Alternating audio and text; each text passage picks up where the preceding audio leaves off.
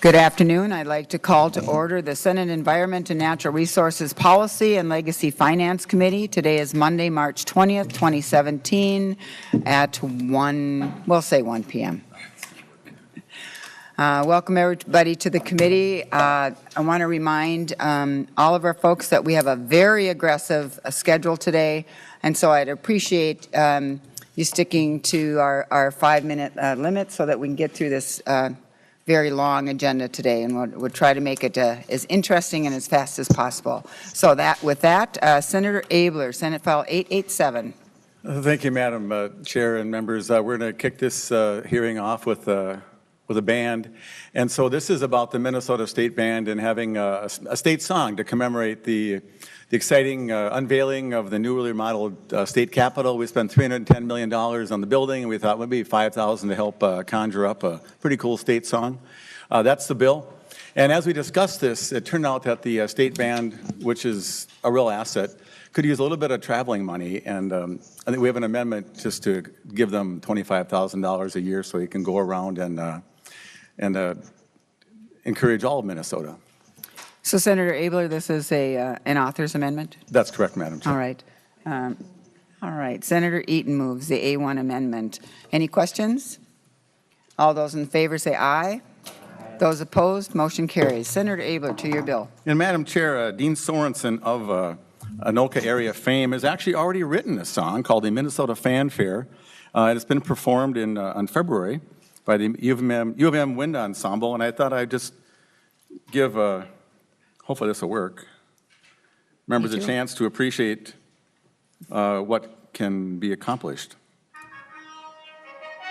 Can you hear that? Can you hear it? Barely, yeah.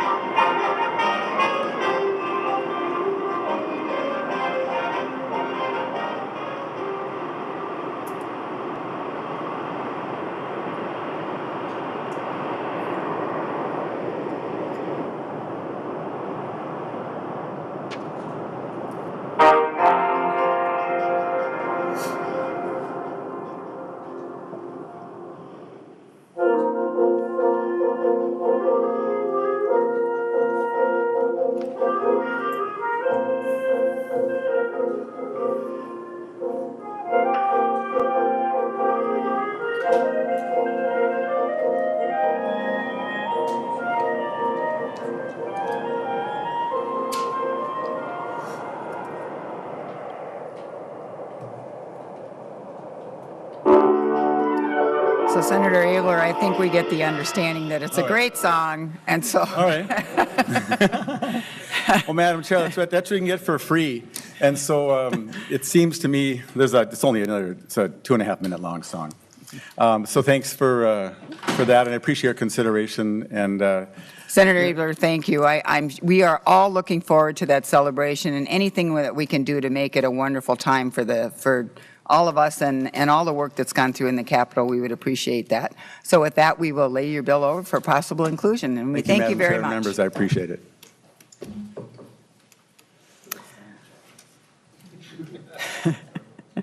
Thank you. Next up, we have Senate File 1421. Senator Miller, are you ready?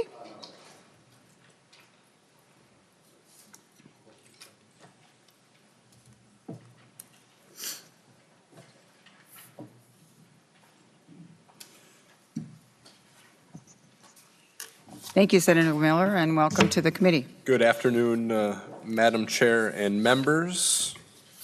Today we have a bill. First of all, I don't have any music, so I apologize in advance, but I do have two bills, and we have some really good testifiers. So Can you hum, Senator? Hopefully that helps.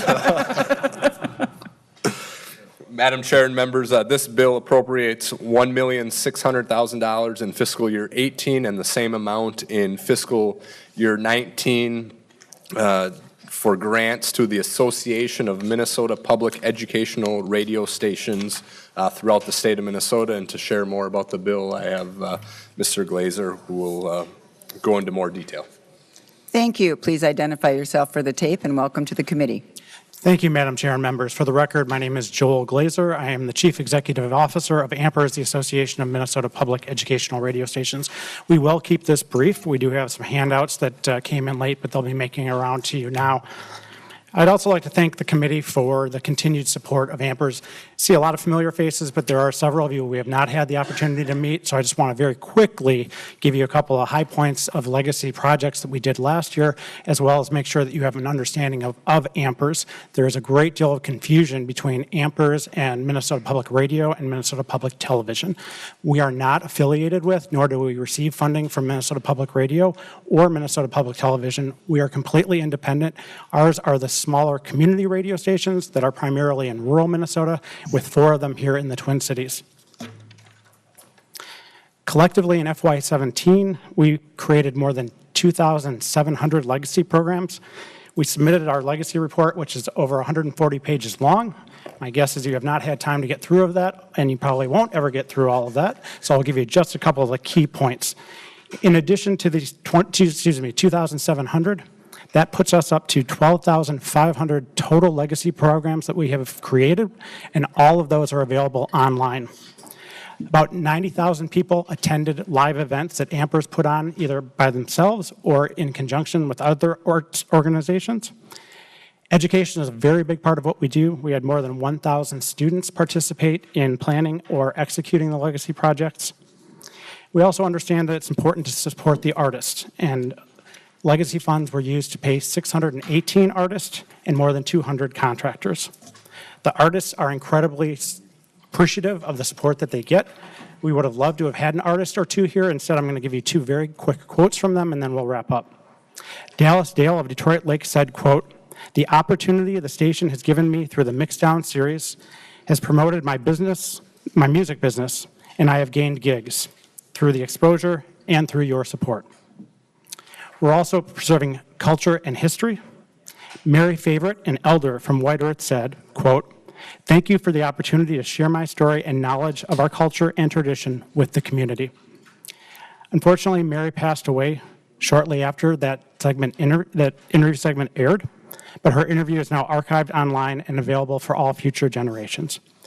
We preserve history through our MN90, Minnesota History in 90 Seconds series. You will all be getting a CD. These are given out for free, typically at the Minnesota State Fair. We gave out more than 10,000, at this past State Fair this last August and September. We not only preserve and expose, we expose and immerse people in cultural activities as well, like the Bay Majiggamog Sanford Center Powwow that we held in April of last year. And for that, I will draw your attention to this handout, which is an educational program that we created for the powwow. Typically, a powwow does not have a program, but the purpose of this powwow is to educate non-natives about what takes place at powwows and to help them feel more comfortable attending. Many of those in attendance were not Native Americans. We also got a request from St. Mary's School on the Red Lake Reservation. They asked for 100 of these programs because they wanted to share them with each of their students, which we were able to do at no charge. Lastly, because education is so important and we've been getting such good feedback from the teachers, we are in the process of creating a teacher's resource section on our website so that the teachers can go there and download all the MN90, Minnesota History in 90 Seconds, as well as other things like our documentaries on the 1862 Dakota War, the documentary that we did on the powwow, and much more. With that, Madam Chair, members, I'm available should there be any questions, but we appreciate your support. And I would finally just wrap up with pointing out that our appropriation request is flat from the last biennium, despite the fact that we do have one more eligible station. KRPR in Rochester is now eligible, so we are up to 17 eligible stations. But rather than asking for an increase, we are going to work within the stations that we have and make some adjustments and keep the appropriations request flat. Thank you. I'd like to point out that that was exactly perfect, 5 minutes. So thank you for that. Members, are there questions? Thank you, Senator Miller. And with that, we would lay Senate File 1429 over for possible inclusion in the omnibus bill. And thank you for joining us today. Thank you, Madam Chair. Members. Thank you, Senator Madam Chair. Miller. Members, am I back up again? All right. 1838. All right. Madam Chair and members, this bill would appropriate $1.5 million in fiscal year 2018 from the Parks and Trails Fund to the Commissioner of Natural Resources for the Blufflands Trails System from Harmony, Minnesota to the Iowa border. And to share more about the trail, we'll turn it over to our testifier, and we'll keep this one under 5 minutes as well, Madam Chair. Welcome to the committee, and please identify yourself for the tape. Thank you, Madam Chair and members. My name is Greg Schieber.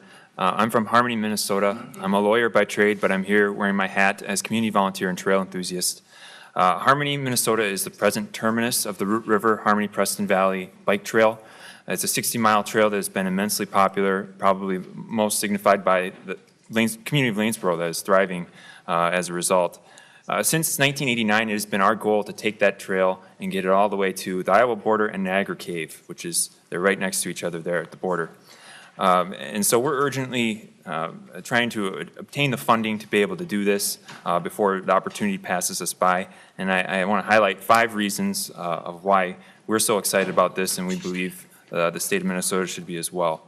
That first reason is we already have the groundwork laid and option contracts in hand. Myself and another community volunteer have worked to court dozens of different landowners and to try to persuade them to agree to voluntarily sell us their land to be able to create this corridor, and we've been successful in securing the option contracts, so we're ready to go in that regard. There's no more arm twisting to be done.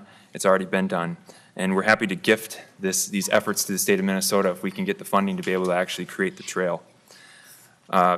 Reason number 2, the DNR supports this effort, and they are excited about our project and excited to continue this trail further down to the border. Reason number 3, relatively speaking, it is a smaller project. We're talking about 6 miles of trail. We're asking for 1.5, which is the estimated cost to develop this trail, which in our understanding is a pretty reasonable rate per mile of trail. It's favorable terrain, so there won't be a lot of infrastructure needed, such as bridges. Reason number 4, and this is perhaps what I think makes our trail project unique and worthy of your time and the state's money, this would take it, as previously mentioned, to the Iowa border. At present time, Iowa does not connect to the Minnesota border. Their trail system does not. However, the potential there and excitement to do that is very real. In Howard and Winneshiek counties in Iowa, northeast Iowa, are currently developing their trails around Decorah, Iowa, Cresco, Iowa, and working to connect those two, and have indicated a desire and excitement to meet up with ours at the location we've found where ours would connect with the border. And so if this happens, when it happens, that would overnight double the size of the trail corridor system from approximately 60 miles to 120 miles. And so part of our excitement is that with a relatively minimal investment, the state of Minnesota could take advantage of a lot of the groundwork that's been done in our neighboring state, Iowa, which would hopefully draw people from those population centers in Decorah up to our state. Even more than that, and even in the short term, it's not a trail to nowhere. I don't want anybody to think we're just going to stop at the Iowa border and be there as a dead end. One of the great parts about this is that same location is Niagara Cave. Hopefully you've been there. Niagara Cave last year received a modern day record attendance of 32,000 visitors, which is 1.5 times the population of our county. Showed up and toured Niagara Cave. And so in Fillmore County, that's our biggest attraction. The bike trail is probably our second biggest attraction, depending upon how you rank those two. So this would be an opportunity to connect those together in an awesome, hopefully awesome synergistic way. And so we're very excited about that and believe it's a worthwhile destination in itself. My fifth point is that these investments make a real difference in our communities. I know sometimes it's difficult to quantify, what kind of return do you get on an investment in trails in Minnesota. I can just give a quick anecdote of my own personal story. I grew up in southeastern Minnesota, and when I graduated law school and was looking for a career, I was not only shopping for a job, I was shopping for quality of life. And I recalled my youth traveling to Fillmore County with my uncle, camping, riding the bike trail, and that immediately popped up on the top of my list as desirable places to live. And so that's in large part why I chose to reside where I do now. And so these investments are making a huge impact in our communities in Fillmore County, across greater Minnesota, no doubt as well. And so we would hope that you'd find it appropriate to appropriate some legacy funds for our project. And thank you for your time and very consideration. much. Members, are there questions? Senator Eaton. Thank you, Madam Chair. Senator Miller, I was informed that this takes money off the top of the appropriation for parks and trails and did not go through the process and does mess up the 40-40-20 agreement. Can you respond to that? Senator Miller. Sure, Madam Chair and Senator Eaton, I believe as written, you're correct. I'm open to taking the funds out of the greater Minnesota portion of that if the committee feels that's appropriate. Senator Eaton. Well, there is a process to to determine those which projects are funded, and there's a group that hears those and makes that allocate or that recommendation. My understanding is this is not in their list, and that this sort of cuts in line. Not that it isn't a wonderful project. Thank you, Senator Eaton. Senator Miller, I do believe that this comes out of the DNR portion of the trails and fund and not out of the parks and trails, so it's DNR budget, but we will clarify that as we look forward, and that's a very good question, but I do believe it's in the DNR budget. But you are correct. We need to hold that very, be very careful with that. People have worked really hard on that. And Senator Miller, could you add one more question? Is there a bonding request on this trail? Yes, Madam Chair, there is a bonding request as well, and we have different parks and trails groups that puts forward recommendations, and I don't remember which one, but this was recommended by one of the parks and trails group as one of the recommended projects as well. Okay. Thank you. Members, are there other questions?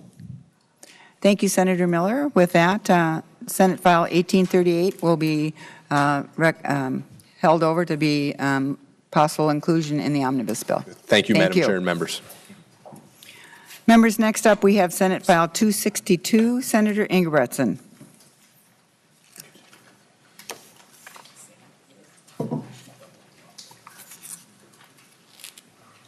Thank you, Madam Chair and members. Senate File 262 is the annual appropriation from the 1/3 of the legacy money that is appropriated every year. The Lessard-Sams Outdoor Heritage Council is an appropriation every year versus the other two portions of the legacy, just for clarity, is biannually, which I guess is up this year as well. Madam Chair, I do have, before moving forward and turning it over to the presenter, I do have an amendment, an author's amendment, if I could be so kind as to offer that, as well as I think Mr. Knopf's got a couple of technical amendments on that as well. Maybe he could explain that. That's being passed around, I guess. So Senator Ingebretson, just a little bit to the A1 as it's being passed out. Certainly. It's more of a clarity of the appropriation with regards to the Constitution. I do have a testifier from the Sportsmen's for Change, if you'd like to have him come forward. But if you review it real quickly, I think Mr. Knopf can probably take us through it real quickly. But it does put some language in the bill clarifying everybody all the folks that asked for the money, clarifying that the dollars has to be used for what the intent of the Constitution is all it is. Thank you, Senator. Mr. Knopf. Madam Chair, first, a couple of technical, and I think whoever offers this can just offer it with these changes. On 1.14 of the amendment, after acquired, insert in fee. And then on page 2, line 3, delete by and insert in. Those are technical changes to get it in shape. And Madam Chair, did you want me to explain the amendment? Yes, that would be very, very good. Madam Chair, what it does is it puts language in the Lessard Sam's Council statutes for the Outdoor Heritage Fund that kind of combines some provisions of the Constitution. You know, there's a legacy amendment, but then there's also the public taking of fish and game under the kind of more of the Heritage Amendment that was passed by the voters in 1998. And so it combines those together. Along with also a prohibition on kind of special laws within the Constitution. So it combines all of that to kind of give some direction with the money as far as what it's to be used for. So that's what Section 3 does. And Section 4 does something similar, only this is actually where there are restrictions put on for the land acquisition, and it includes similar language that kind of combines those constitutional amendments. And then on the top of page 2, you'll see that that can be a reason for the land coming back to the state if it's held by a non-state entity on 2.2 through 2.5. That's basically saying that if you violate those constitutional provisions with regard to this money for land that's been acquired, that would be a reason for it to come back to the state. And Madam Chair, that's the amendment. And then again, those two little technical changes to it can be offered along with the amendment. Thank you, Mr. Knopf.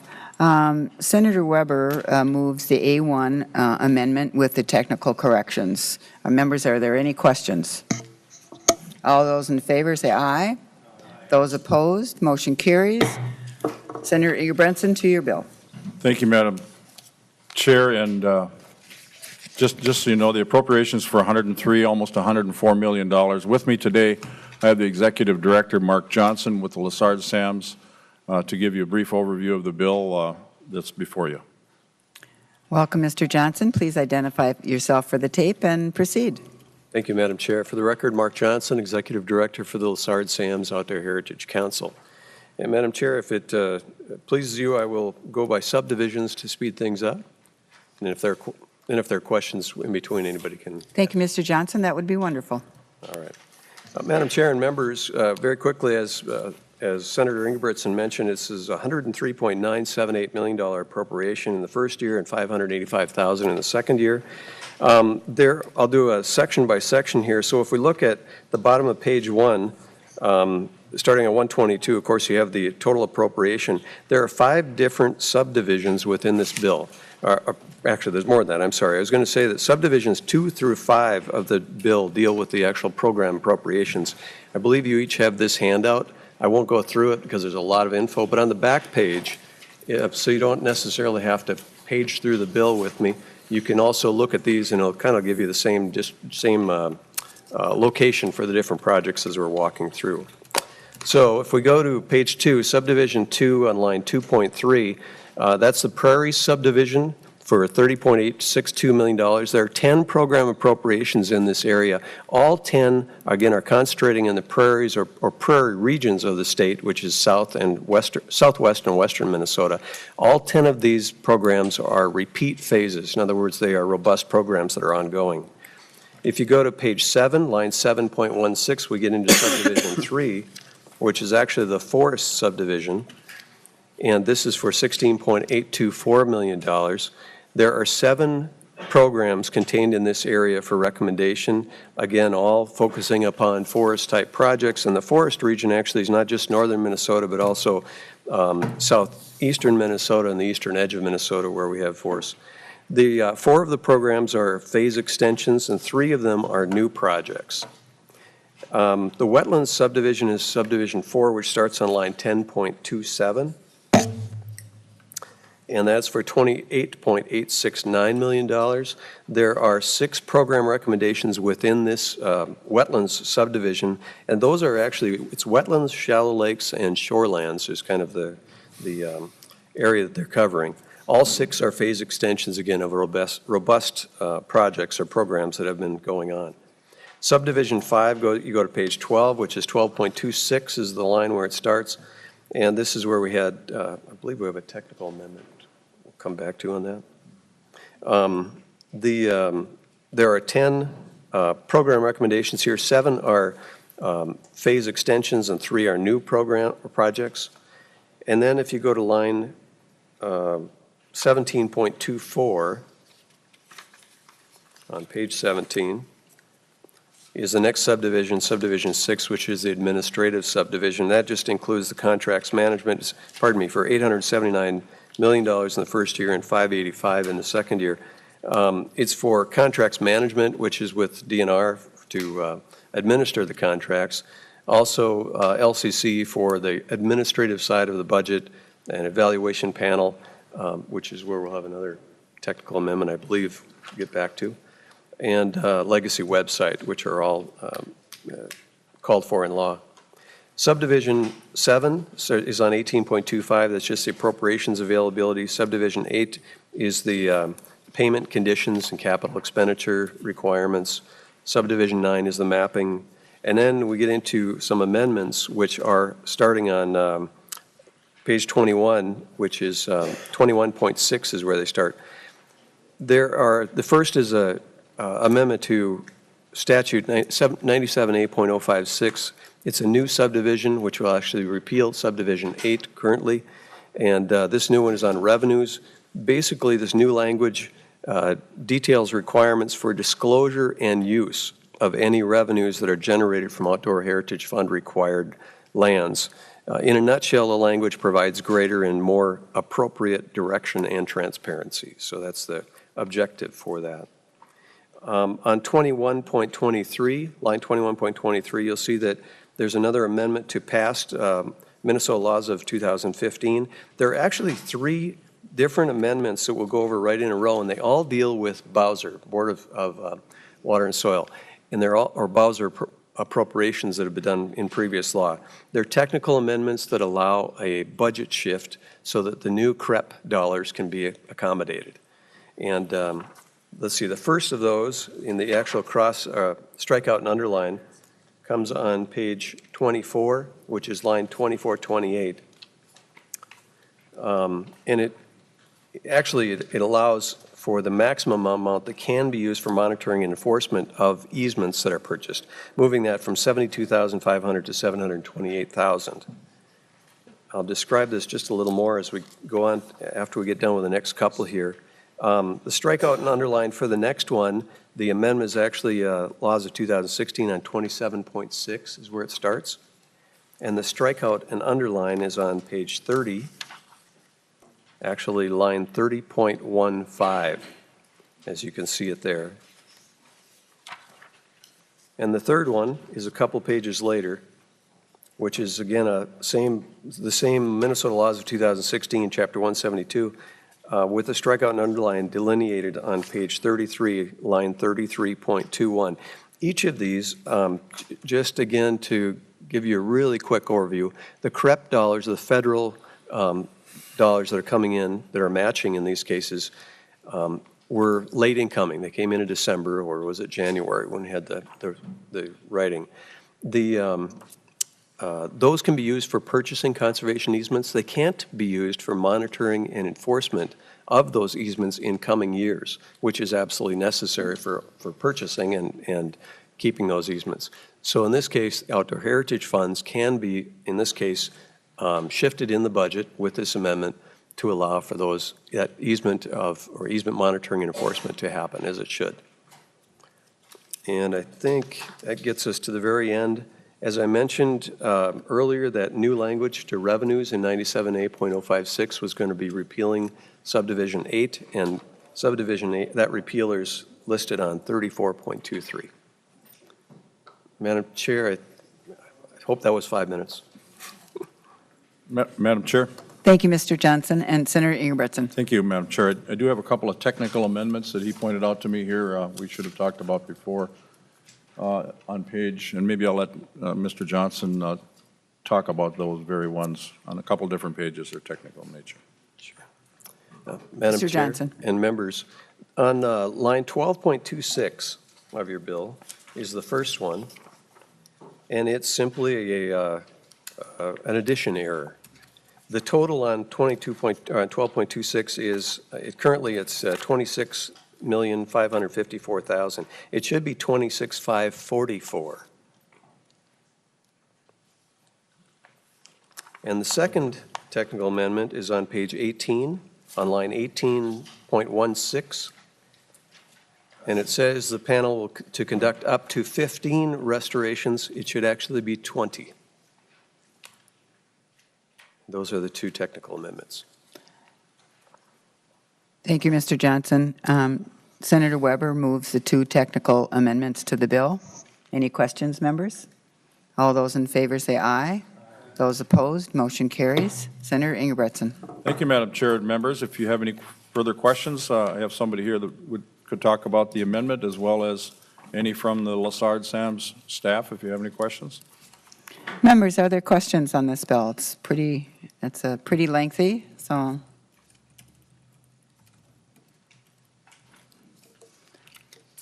Well, hearing none, I would just really like to thank the Lessard Sams Outdoor Heritage Council for all their work. I know that they put a tremendous amount of work into this, their recommendations, and so I would just like to thank you for that.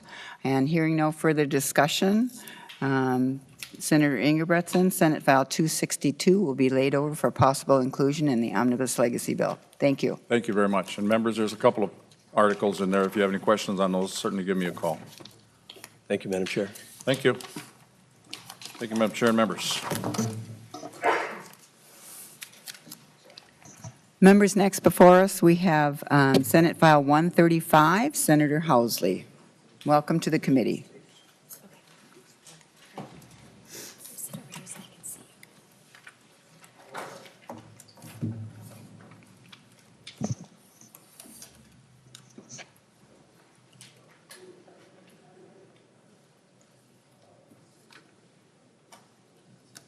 When you're ready, Senator Housley. Thank you, Madam Chair. It's the first time in front of this committee, and I see we have some guests in the audience who are the family members of one of our committee, well, let's just say our committee chair, so it's nice to see some friendly faces there and behind me, Madam Chair. Thank you, Senator Housley. We do have a great representation from Senate District 10 today. Thank you, Madam Chair. Members, before you is Senate File 135. It is for a joint grant request for the Veterans Rest Camp on Big Marine Lake and Marine on St. Croix, and Camp Legionville in Brainerd on West Long Lake. It is for $500,000. Let there be light. The Veterans Rest Camp is in my district. The camp was established in 1926 for wounded veterans and has continually operated since that time. And Camp Legionville also was established in 1930s to support veterans programs promoting school safety. Since we were each given a 5-minute time limit, I would rather have my time go to Lori Alness, who is with the Disabled Veterans Rest Camp Association on Big Marine. Hi. Welcome, and please identify yourself for the tape and then Thank proceed. you, Madam Chair. I'm Lori Alness, a retired veteran and on the board of directors for the Disabled Veterans Rest Camp. We are the administrators for Veterans Campground. So I'd like to explain what this grant would be for. Veterans Campground has been serving veterans for over 90 years, and in the past 5 years, that number has exploded from approximately 3,500 veterans a year to over 14,000 last year. Camp Legionville started their camp helping school children, but they've been expanding their mission to also address the needs of military veterans by hosting outdoor events. So Veterans Campground has been partnering with Legionville to assist them in expanding their role. And this this partnership, I must say, could not be more timely, more appropriate as these campgrounds are perfect fits for providing enriching outdoor activities for veterans. So Camp Legionville has a dining facility. In the last 5 years, they have renovated all of their cabins to be also storm shelters, but they lack the resources to update their dining hall, and that would be $222,000 to update the dining hall and make it into a storm shelter. Veterans Campground, on the other hand, has a shack that is used as the welcoming center. And because the camp has expanded so much in the last 5 years, that building is set way back, and veterans coming into the camp and visitors are able to bypass the welcome center and just take one of 3 roads into the camp. So this becomes a safety issue, an accountability issue. So the campground is asking for $278,000 to build a new welcome center that would also be used as a storm shelter and an interpretive center for veterans. Thank you. Thank you. Ms. Alness, thank you for your service, and thank you for coming here today. Members, are there any questions? Senator Matthews. Thank you, Madam Chair. Just a brief comment, and thank you, Senator Housley. You literally do brighten up a room when you enter it. But I just wanted to comment briefly and say in my previous work with veterans, I heard numerous times of the great work that the Veterans Rest Camp did. It came up in conversations with those that I was working with, and multiple times. I've not yet been able to be out there personally on that location, but heard numerous good reports about it, and I'm happy to support this bill. Thank you, Senator. Thank you. Are there any further questions? Thank you, Senator Housley and Ms. Alnett. With that, we will lay over Senate File 135 for possible inclusion in the Omnibus Legacy Bill. Thank you. Senator Housley, I believe you have the next bill also, Senate File 1349. Yes, I do, Madam Chair. I will have my testifier come up here.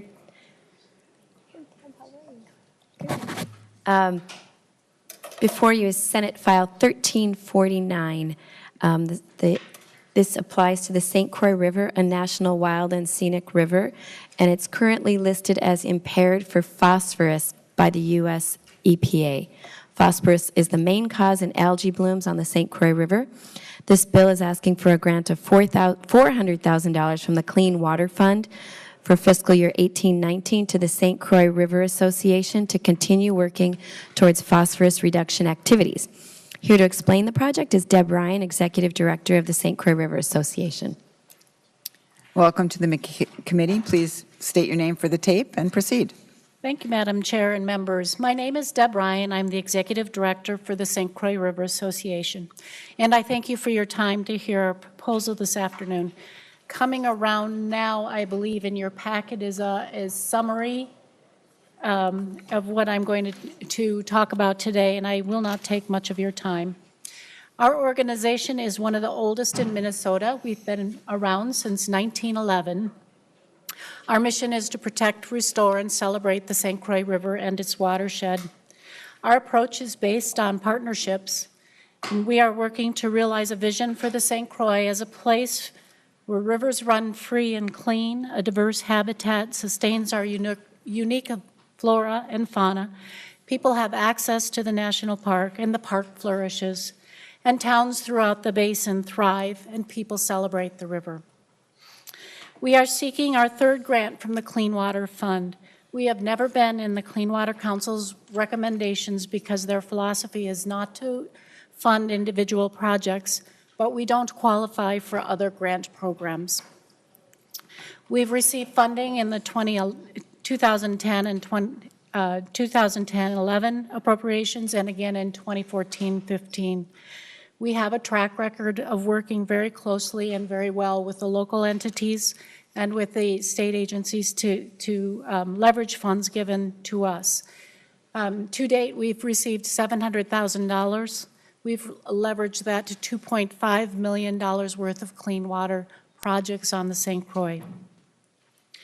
We'll build on the past accomplishments that we've had. We utilize local governments, and in your packet, again, you'll have letters of recommendation from the Chisago Soil and Water District and the Washington County Soil and Water District. Not included, but could have been, is the local watershed districts. We work very closely with all of those folks. There are three major functions that we do. First one is to increase monitoring where necessary, though the last year we didn't do any monitoring, we did all implementation. We focus activities on reducing phosphorus directly into the Croy. And again, we use those dollars to leverage against federal dollars. I think finally I'd like to say $200,000 in clean water generally isn't considered in the Minnesota and Mississippi watersheds to be much of a dent. But in the St. Croix, where we're doing anti-degradation, $200,000 makes a huge difference. So keeping the clean water clean is much more inexpensive than trying to fix dirty water. So we hope that you'll approve this funding request. Thank you. Senator Housley? Thank you, Madam Chair. That's it. Thank you so much for hearing our bills, and we'll stand for questions if you have any on this one. Members, are there questions? Senator Eaton. So, thank you, Madam Chair. Senator Housley, is it true this did not go through the Clean Water Council? Senator Housley. Senator Eaton, Madam Chair, it did not. Yes, correct. Senator Eaton. Well, generally, we follow the recommendations of the Clean Water Council, so I guess I would recommend that you talk to them.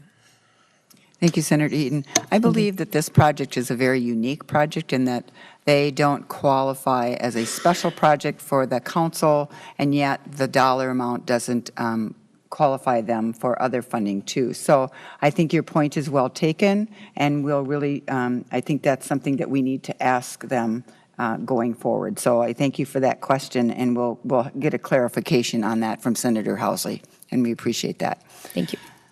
So if there are no further questions, Senate File 1349 will be held over for possible inclusion in the legacy amendment. Thank you. Thank you.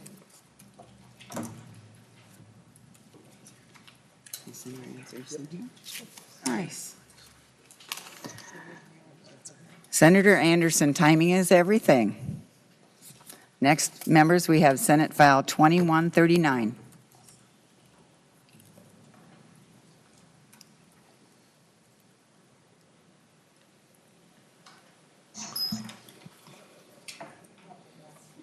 Senator Anderson, welcome. Thank you, Madam Chair. Thank you, members, and for all your hardworking staff. Also, thank you for allowing me to present Senate File 2139. I'm before you today to appeal for funding for the restoration and repair of the unique and beautiful stained glass windows of the Fort Snelling Memorial Chapel, one of our state's treasures as on the National Register of Historic Places. This former U.S. Army chapel was built 99 years ago for $54,000 through the generous donations of our fellow citizens of Minnesota, and has stained glass windows as old as the structure. When the active Army left the Fort Snelling installation in 1946, the chapel fell into disuse and was subject to vandalism for 20 years, until the nonprofit Fort Snelling Memorial Chapel Foundation was established 50 years ago. This year to save the chapel from wrecking ball. You can learn more of the fascinating story by reading the enclosed brief history, which is supposed to be in your packets, members. Appreciate that. These stained glass windows, rich in the history documented in your binder and handout, have not been repaired or professionally cleaned since they were installed. The accumulation in decades of dirt and the aged protective plexiglass on the outside are resulting in a loss of 25% of the full colored beauty of these works of art. The Fort Snelling Memorial Chapel Foundation has demonstrated in word and deed its purposeful commitment to maintain the chapel as a spiritual center of religious, historical, and patriotic activities. In fact, its members have donated over $315,000 over the years to restore this beautiful chapel. The time is right as we prepare for thousands of visitors to Fort Snelling for the bicentennial events in 2020 to make the stained glass windows of this sacred shrine to our veterans as bright and beautifully restored as presented in this proposal. I thank you for your consideration of my request and would be pleased to and attempt to try and answer any of your questions. Thank you, Madam Chair and members. Thank you, Senator Anderson. Members, are there present? Senator Dibble. Thank you, Madam Chair. I just thought I'd mention my sister got married in this chapel, so I have a personal happy family memory from this space. So thank you, Senator Anderson, for bringing this forward, and I would love to support your efforts, maybe join you on the bill if I could. Thank you. Members, I'd just like to let you know that this is actually owned by the Department of Natural Resources, but it goes through the Minnesota Historical Society as the one that kind of oversees and makes sure that the chapel is taken care of. Members, are there other questions? Senator Anderson, I thank you for bringing this forward. We've seen the restoration and the preservation that has happened in the Capitol, and we know that that's really a charge that we have for our national or for our state treasures. So thank you for bringing this forward. If there's no further discussion, Senate File 2139 will be held over for possible inclusion. Thank you, Senator Anderson. Thank you, Madam Chair. Thank you, members. Next up, we are going to take Senator Jasinski because he has a pressing appointment at 2. So, Senator Jasinski, welcome to the community. Oh, we are a community, aren't we? Yeah, thank you, Welcome Madam to the Chair. committee. And again, this is my first breeze in front of your committee, so thank you very much. I'm here today to introduce Senate File 693. I will make it brief. It's a fairly straightforward bill.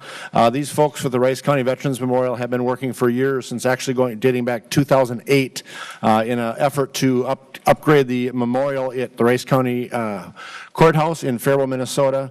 To date, they've raised over $345,000. They're asking for an ask of $60,000 to complete the memorial. This is important this year, not only as every community does, everybody has fundraisers and events and people trying to raise money, and what's overcome them in Faribault is several other areas that are asking for money, and they've reached a point where they're just not getting any more fundraising, and they're approaching their 100th anniversary of the Civil War monument, so they'd like to have this monument done. So with that, I'm going to turn the bill over to the co-chair, Lloyd Grandpré, to briefly go through the memorial with you. Thank you and welcome to the committee. Would you please state your name for the record? Thank you. Lloyd Grandpré from Faribault, Minnesota, and thank you, Madam Chair, and the rest of the committee for allowing us to present this today. I've been with this project from the word go, and it's been a dedicated project for not only myself but several other volunteers. And we think we have a wonderful project that promotes patriotism. We use this site for our Veterans Day flag raising. We use it for Memorial Day. We've had a vigil for firemen and EMT and policemen. We had another vigil there recently for servicemen that have committed suicide. It's a very, very unique site. It's right on Highway 60. It's accessible from the east and the west by sidewalks that are paved with pavers that have been purchased by veterans and their families. In the handout, you'll see part of the Civil War people that were killed in service or lost their life as a result of service. And we were working with our county service office, we were able to locate those and find those names. But we've received stipends or applications from all over the country. I hold one in my hand right now that I just received, and it's written on, the check is written on the First National Bank of Beverly Hills, California. But at any rate, this project was started by our Central Veterans Association, Rice County Central Veterans Association, which I have served as president of. I've also been commander of the American Legion in Faribault. And we feel that we have a very unique project. The project involves, probably the focal point of this is the great bronze eagle that you see pictured on in your handout. And that was crafted in Austin, Minnesota by Anderson Memorial, and it's one of a kind.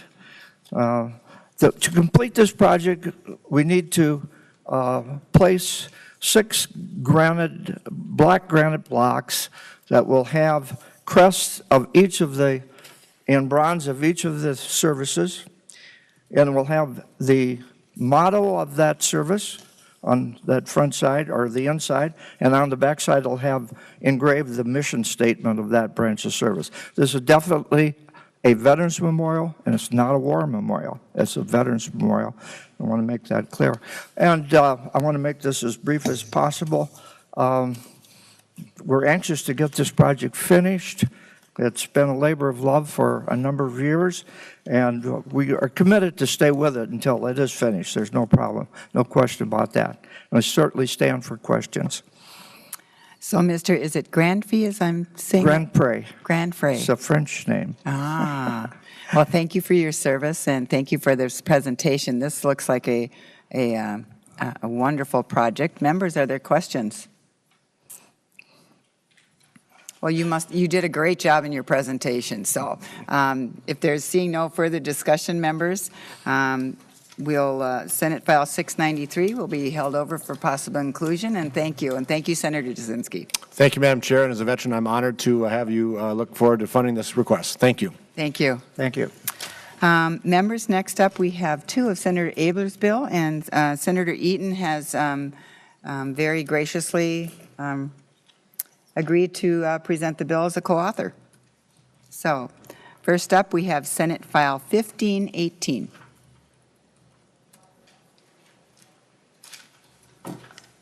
Welcome, Senator Eaton. Thank you, Madam Chair.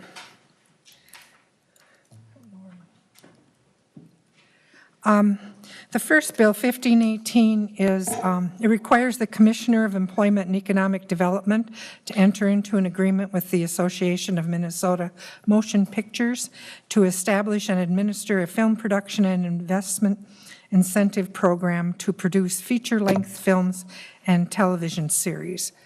I do have a testifier who is going to elaborate. He's here.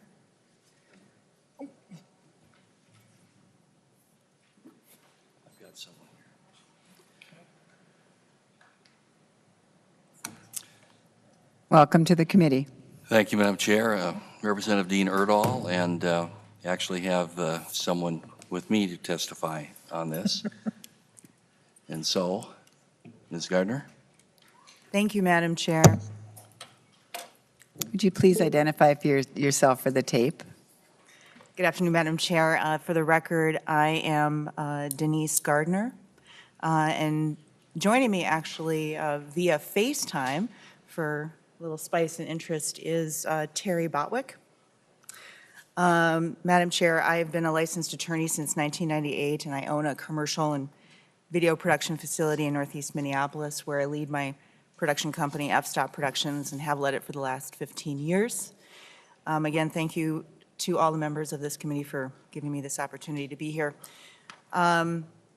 Just in case you have a question for my partner, Terry Botwick is co-founder and co-CEO of Lightbridge Entertainment. He recently produced Captive for Paramount Pictures and Cool It for Lionsgate. He's the president of Vanguard Films and Animation, created and led Thunderpoint Partners, structured film portfolio co-finance and production company.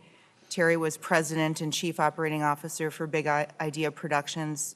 Prior to that, he was the senior VP of current programming for CBS Entertainment and president of distribution and national programming for the entertainment division of Hearst.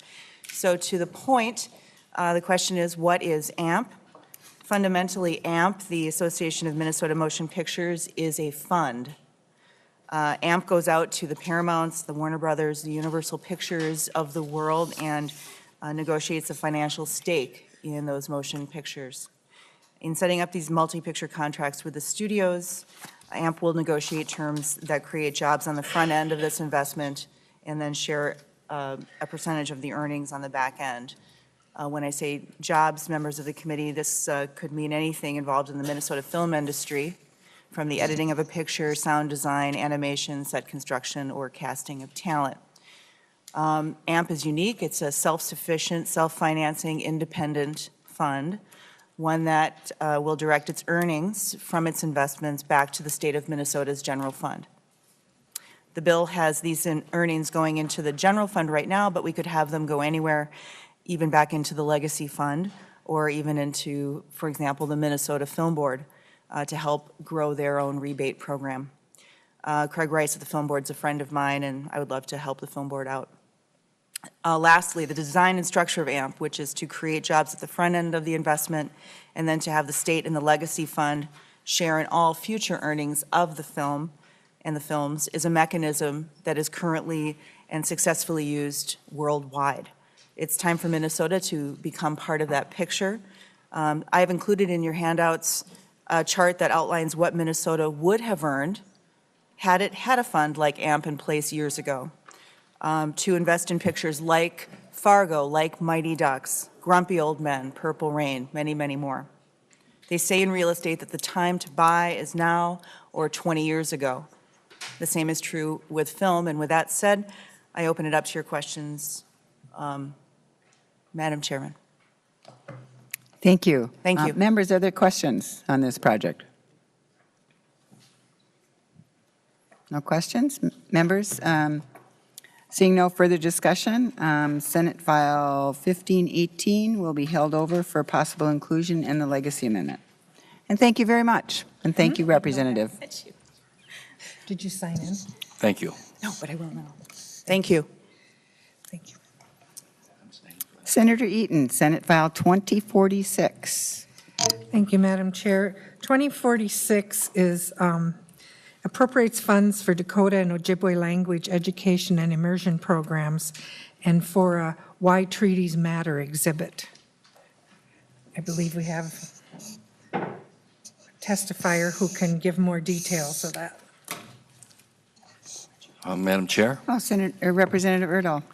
Thank you. For the past several biennia, we have been providing funds for the language immersion program of the Ojibwe and the Dakota people. These are endangered languages, and we've made some great progress over the years by doing this.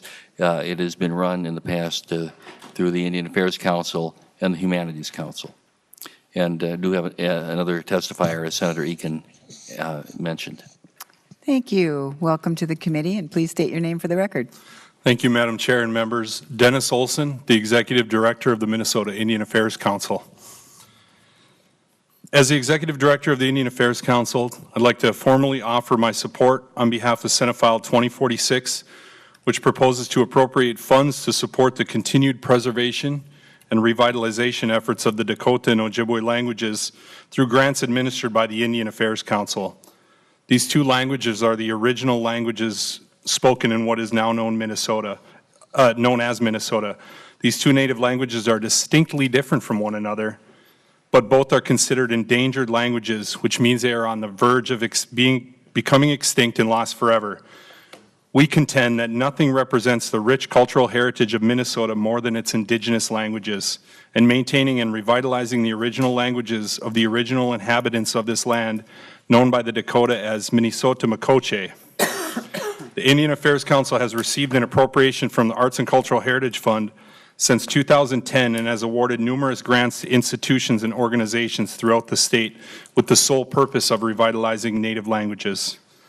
The Indian Affairs Council plays a critical role in administering the statewide grant program and has committed to continue to carefully monitor the grant-funded projects along with careful review and approval of payments. We've prepared a complete overview along with a map of current programs that have been funded over the current biennium. They should be in your packets or being passed out currently. We've been able to award grants to 2 community-based organizations, 3 early childhood immersion programs, 4 post-secondary institutions, including 2 tribal colleges, 2 local education agencies, 1 tribal school, and 5 tribal nations. When the request for proposals was released this biennium, nearly $3 million in grant funding requests were received. There's definitely a significant need. By administering these grants, we've discovered that language preservation and revitalization is of monumental concern and interest to many people, locally, nationally, and of course across the world. By no stretch of the imagination is it a small or insignificant undertaking to revitalize an endangered language. We've elicited the help of native language practitioners, community members, educators, tribal elders, and policy advisors through the formation of a work group, which previously conducted a feasibility report on native language revitalization. This report examined current revitalization efforts, identified best practices, identified barriers to successful language revitalization, and outlined recommendations that can be taken by tribal governments, the Minnesota legislature, state agencies, including the Indian Affairs Council. The work group has also authored a draft strategic plan, and continued funding is necessary in order to continue convening the work group, moving forward with finalizing and implementing the strategic plan, and providing additional recommendations for policy change. And finally, Madam Chair and members, although we're here to speak to you primarily about the Indian language preservation efforts in the state, I'd also like to mention that through the support of this committee, we've been able to maintain a successful and important partnership with the Minnesota Humanities Center to further develop programs to celebrate and preserve the artistic, historical, and cultural heritages of our people through the Why Treaties Matter exhibit. I want to thank you, Madam Chair, for the opportunity that allowed us to enter into the partnership with the Humanities Center, and hope that you continue supporting our relationship, which will allow us to create an even greater impact by sharing the exhibit with more Minnesotans and create more culturally relevant curricular and training materials to share with educators. Miigwech. Thank you. Thank you, Mr. Olson. Members, are there questions? Thank you. Seeing no further discussion, Senate File 2046 will be laid over for possible inclusion in the legacy bill. And thank you, testifiers. Thank you, Senator Eaton. Thank you. Thank you. Is Senator Cohen here?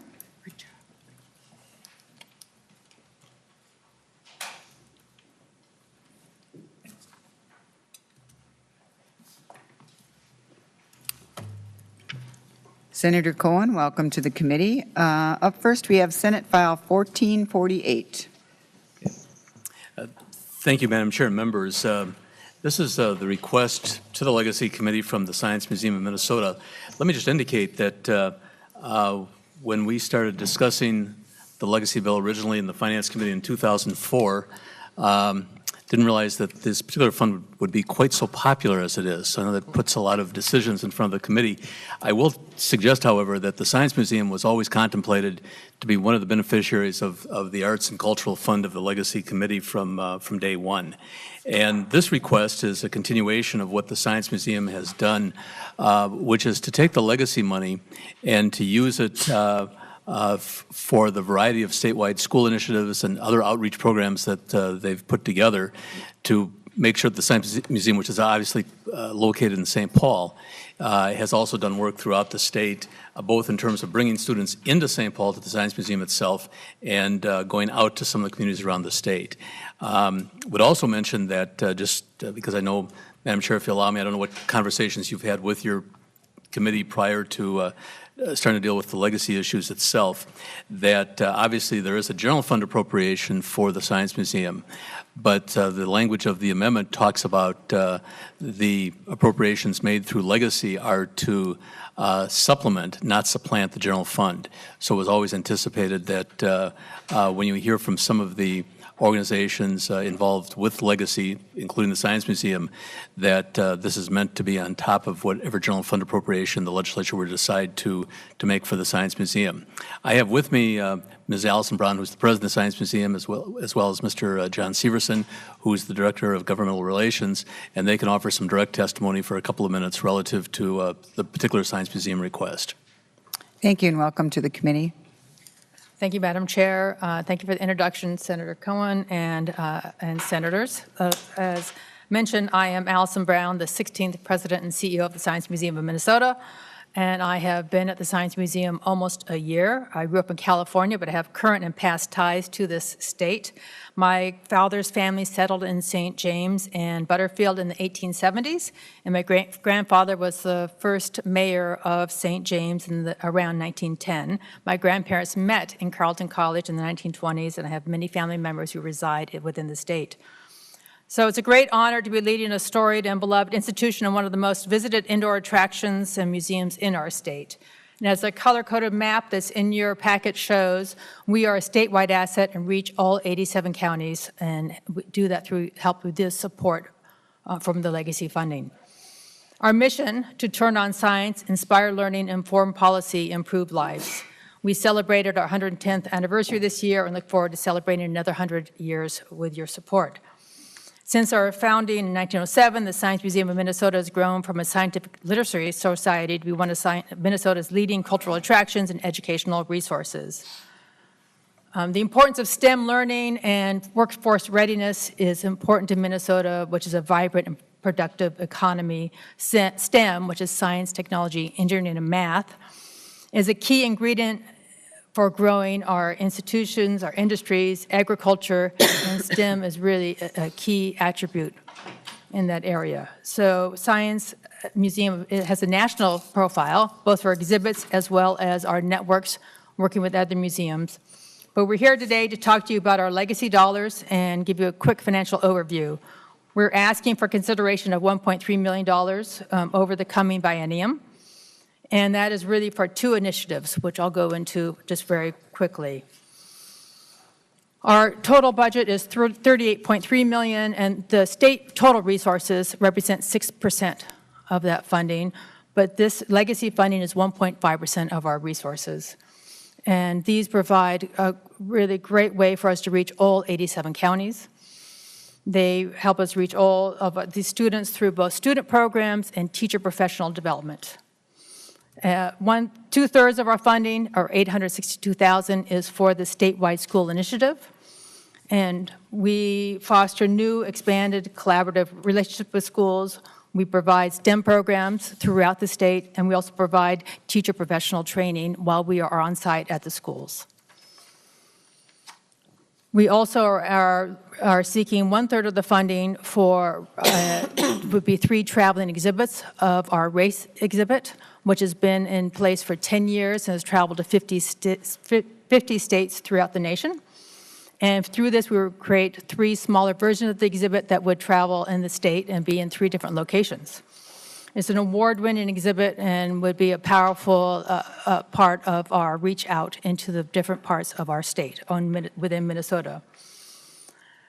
So in summary, because I know we want to keep ourselves short, last year, with your support, we reached all 87 counties and over 181,000 participants through our field trips, school outreach, and teacher professional development, focusing on engaging and thoughtful science learning. We provided unique, unduplicated learning experiences for students statewide, and our learning experiences follow and are aligned with Minnesota academic standards. Your funds have ensured meaningful and effective engagement with Minnesota teachers through multiple channels. In fact, we reach 11,000 teachers per week through all the various channels that we provide them. We use your funds wisely and carefully. Legacy dollars are leveraged by private and corporate funding, as well as the museum's diversified portfolio of earned income. So thank you for your past support, considering continued support from the Legacy Amendment Act, Arts and Cultural Heritage Fund, the Science Museum of Minnesota's priority projects in FY18 and 19. And I would be happy to take any questions you might have. Thank you. Members, at this time, in the essence of time, I'm going to ask members if they have any questions for Mr. Severson or Mr. Brown or Senator Cohen. I think we're all very familiar with the Science Museum. It's a wonderful asset. I have grandchildren here today who are just itching to get over there. Thank They you. had to sit through committee. So I thank you for your presentation today, and thank you, Senator Cohen, for bringing this forward. Members, if there's... Madam Chair, we meant to have your grandchildren testify, but it would be a sure hit then. Thank you. Thank you. It is spring break, so. Members, if there's no further discussion, Senate File 1448 will be laid over for possible inclusion in any omnibus legacy bill. Thank you very much. Thank you. Thank you. Senator Cohen, I believe you have Senate File 1929. Yep. Thank you, Madam Chair and members, for allowing me to present this bill as well. And this is very quick, and the person who brought this bill to my attention, Ms. Amy Demmer, was not able to be present, so I can do this fairly quickly. This is an effort by the Arts community in Minnesota, and it's not part, although references, the bill itself references the State Arts Board, this is not part of the request from the State Arts Board nor the Regional Arts Councils, but this is an effort to provide what's called an arts app so that when folks know what they're looking for or can find what they're looking for or get information about what they may be looking for, there'll be an app available so they'll know if there's something available, in the case of Ms. Demmer from Grand Marais or from Niswa or Wilmer or wherever around the state. One of the things that's happened with artists when they've had what they've done for sale is that it's been difficult for individual citizens from throughout the state to know where they might go to find a particular pottery shop or a particular painting that they might want to purchase for themselves. So this is to provide an app that will have all this information available on a statewide basis so folks from wherever part of the state or outside the state will know where to go in terms of seeking out these artists who've added so much to the economy of Minnesota. So that, in essence, is the proposal. It's a relatively small appropriation. Again, would emphasize this is not part of the State Arts Board request, however. Thank you, Senator Cohen. Members, are there questions? Senator Cohen, I think this is really interesting, and I think pretty forward-thinking that we would put arts on an app. So thank you for bringing this forward. I appreciate that today. Members, if there's no further discussion, Senate File 1929 will be laid over for possible inclusion in the omnibus bill. Thank you, Senator Cohen. Thank you, Madam Chair and members.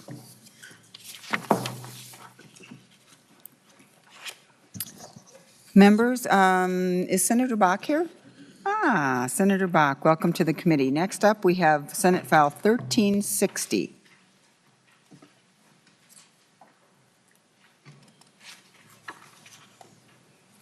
Thank you, Madam Chair and committee. I think we've got some handouts for you that kind of explain the Voyageurs National Park Sewer Project.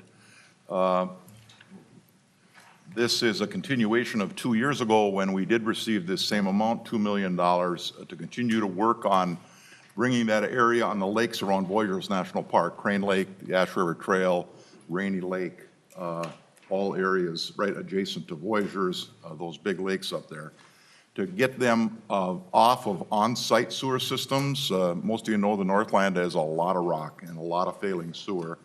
And this project is an effort, continuing effort, to try and build community-type sewer systems rather than reliance on on-site sewer systems. So it's a request of $2 million for the biennium. It was the recommendation of the Citizens Council, and somehow didn't end up in the governor's budget. So I don't know what happened when the Citizen Council recommendations went to the department, but somehow they got modified. We decided to come with a bill to restore the work of the actual Citizens Council on clean water. Madam Chair, I have Gary Cirk-Venick here. He represents the Voyageur sewer systems, and I'd like to have him a chance to say a couple words, and maybe he can probably answer any questions you have on the handout that you have. Thank you. Welcome to the committee. Please identify yourself for the record.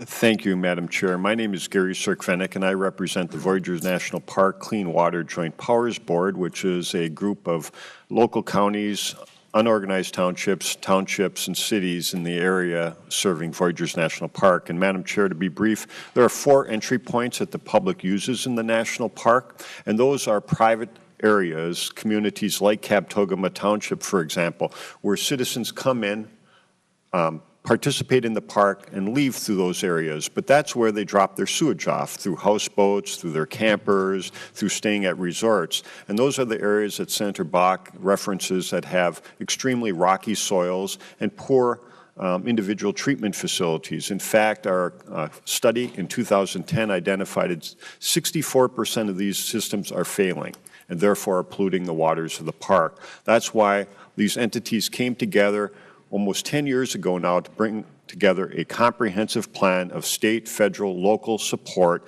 to try to clean up the waters of the park. And Madam Chair, we're really proud to receive over $4.5 million of Federal Army Corps of Engineers funding for this effort, which was supported by the DNR Commissioner, by the MPCA Commissioner, and the Executive Director of the Minnesota PFA. So we've brought together all kinds of funding sources to try to address these very serious water quality of our nation's only land or water-based national park and Minnesota's only national park. And we're really proud of the support we've received by the Clean Water Legacy Council. We went through the process.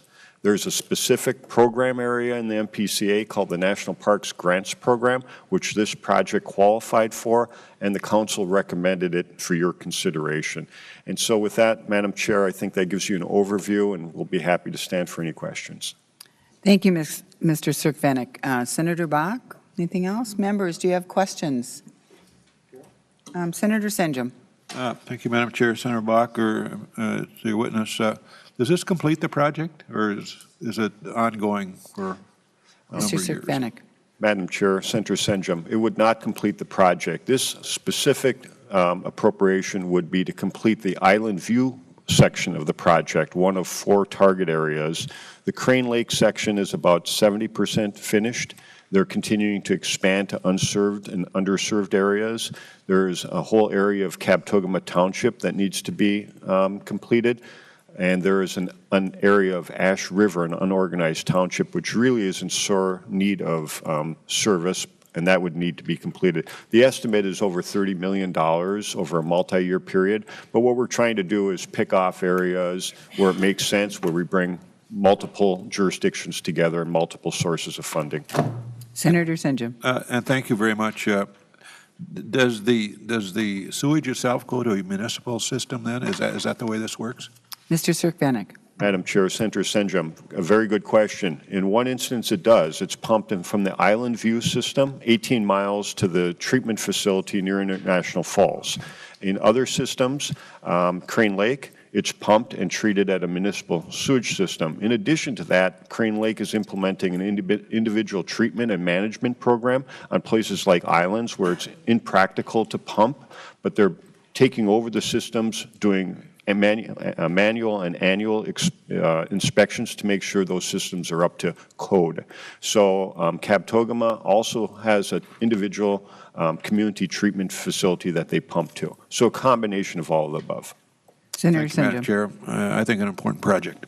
Thank you. Are there any other questions, members?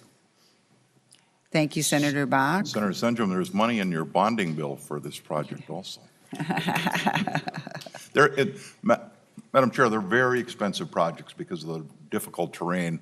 There's just no way that you could build this system without public help. I mean, the sewage rates are going to be over $100 a month, even with the public participation for an individual. Thank you, Senator Bach. This protects one of our true treasures, so I appreciate you bringing forward the bill. Hearing no further discussion, Senate File 1360 will be laid over for possible inclusion in the omnibus bill. Thank you. Thank you. Do we have Senator Fischbach here? Senator Fischbach, welcome to the committee. Next up, we have Senate File 1814.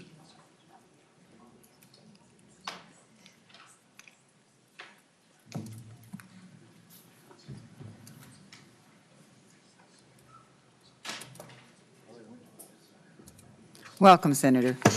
Thank you very much.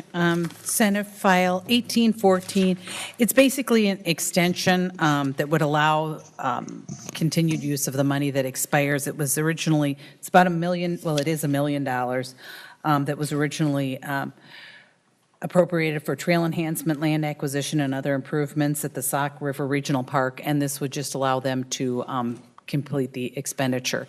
Right now, they've spent about half of it, and it was all on land acquisition, and is my understanding, and they've had some other ideas regarding improvement, and they've been trying to bring some other groups in and, so add dollars together and build an additional bridge or update a bridge. So they're looking at spending it on improvements, and we're hoping that they would have a little more time to get that program together.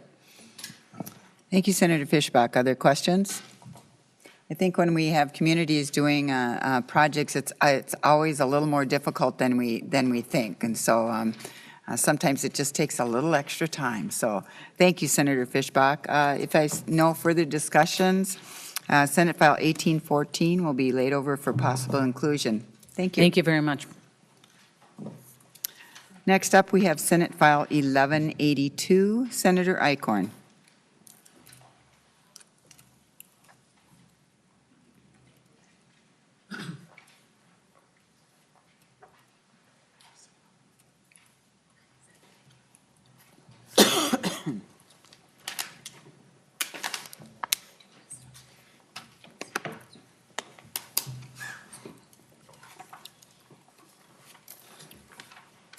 Senator Eichhorn. Madam Chair, in front of us, Senate File 1182 will appropriate $305,000 in fiscal year 18 and fiscal year 19 from the Arts and Culture Heritage Fund to be used for the Canoemobile program. And in the interest of time, I'm going to stop there because it looks like we got a few testifiers that would like to speak to this, and I would rather give them the time. Thank you. Chair Rood and members, thank you for having us here today. My name is Julie Stork, and I'm the Associate Director of Wilderness Inquiry. Founded 39 years ago by Greg Lace, who's joined us in the first row, Wilderness Inquiry provides opportunities for people of all ages, backgrounds, and abilities to experience the outdoors. Last year alone, we served more than 20,000 Minnesotans, including 3,000 people with disabilities. Today, we are here to ask your support in connecting Minnesota students to our rich history and outdoor culture through our legacy bill, the Canoemobile. Your support allows us to build on past success of providing hands-on education through outdoor adventures. We are seeking $305,000 a year for 2 years, as mentioned, to serve over 9,000 Minnesota youth through day-long and extended outdoor experiences.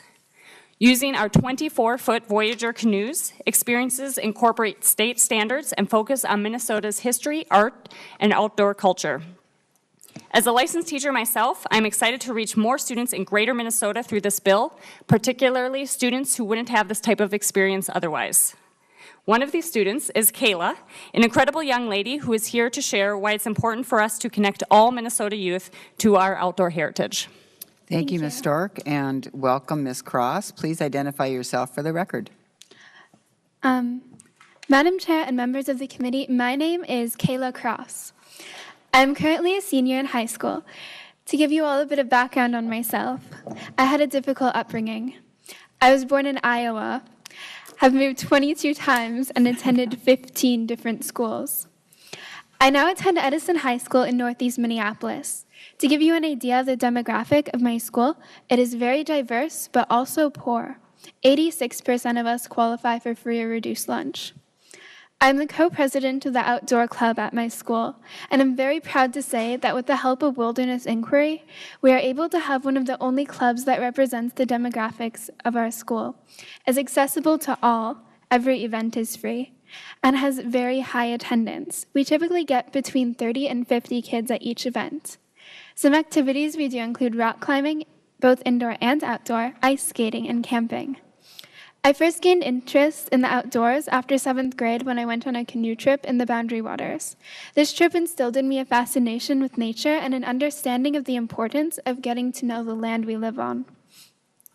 Through Wilderness Inquiry and my outdoor club, I was lucky enough to go to Yellowstone National Park. The Yellowstone National Park, the one you see in pictures with all the beautiful geysers and bison and such. I have a cool bear story if anyone wants to hear it.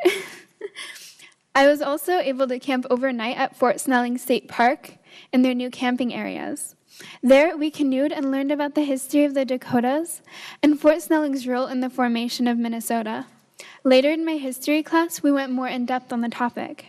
My trip to Fort Snelling brought history to life for me and allowed me to form a deeper understanding of my lessons in school. Next year, I will be attending Augsburg College in the Honors Program, and I have received the President's Scholarship as well as the Vita Odd Scholarship from the Children's Defense Fund of Minnesota. I plan to double major in environmental studies and political science. My outdoor experiences have inspired me to learn how to preserve and protect nature, to ensure other kids will be able to experience what I have in the outdoors. I firmly believe this bill is important because it will allow more students to experience the outdoors and learn about the cultural heritage of the state. There's a misconception that kids in rural areas are close to nature and kids in the city are not. As someone who has experienced both, I can testify that this is untrue and that we need to extend these opportunities to kids in all areas of the state. The opportunities I've had through Wilderness Inquiry have truly changed my life. I hope more Minnesota students can have the same experience of making academics come to life in nature. Thank you, Ms. Cross. That was absolutely fabulous testimony. In the essence of time, is there, do people have questions for either Ms. Stork, Ms. Cross, or Mr. Chaden, or Ms. Chaden? Any questions? We really appreciate our students coming to testify and giving, that's very, very, very brave. I don't know that I would have that much presence, so thank you very much. If there's no further discussion, members, Senate File 1182 will be held over for possible inclusion in the omnibus bill. Thank you. Thank you, Madam Chair. and members. Senator Simonson. Thank you. Next up, we have Senate File 952. Senator Simonson, welcome to the committee. Thank you, Madam Chair, and thank you, members. Senate File 952 is a good bill. It's about the Duluth Children's Museum, and if you've not been there, I would encourage you to go.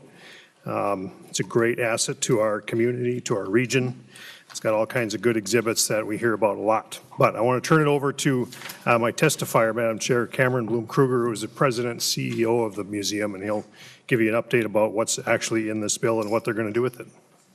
Welcome to the committee, and please identify yourself for the record. Thank you, Madam Chair and committee. My name is Cameron Bloom Kruger. I am the president and CEO of the Duluth Children's Museum.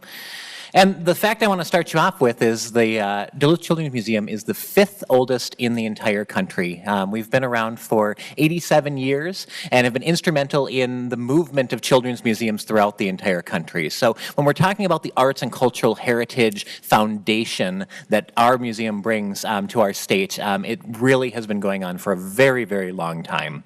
We were founded in a classroom in Duluth on a number of items, artifacts from around the world that were used to educate kids about what was happening outside of Duluth.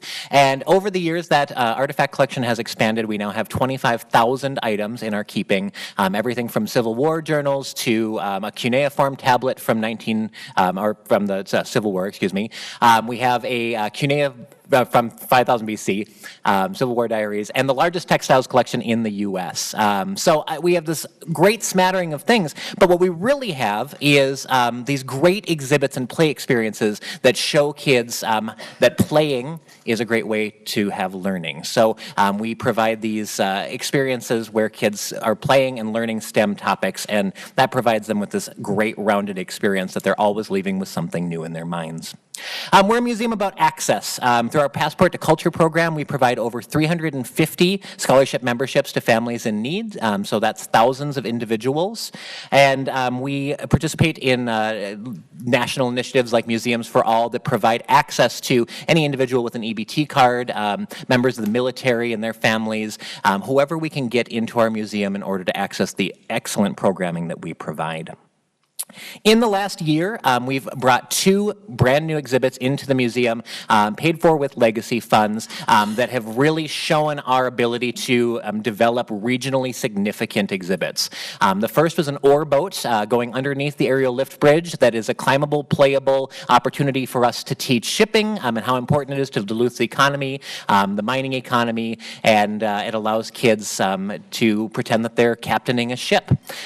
We also have brought in the Fond du Lac community, our reservation nearest to Duluth, and the Ojibwe community in our newest Monoman exhibit. And that is a wild racing experience where we've focused on teaching kids Ojibwe language. So this interactive, immersive experience provides them with this great opportunity to learn about how significant the Ojibwe community is to Duluth and to the literal spot that the museum is located in the Lincoln Park neighborhood there.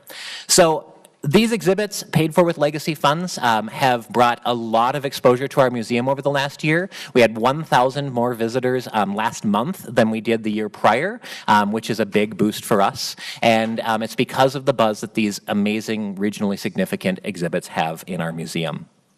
We're a museum about partnership. We have some very recent opportunities with Positive Energy Outdoors, where we're bringing kids into the St. Louis River estuary, which I know is another cause that you're hearing about, and teaching them the STEM science about that estuary. The Duluth Sister Cities, where we're bringing the importance of our sister cities around the world and those comparisons in their arts and culture into classrooms and providing a resource to classroom teachers.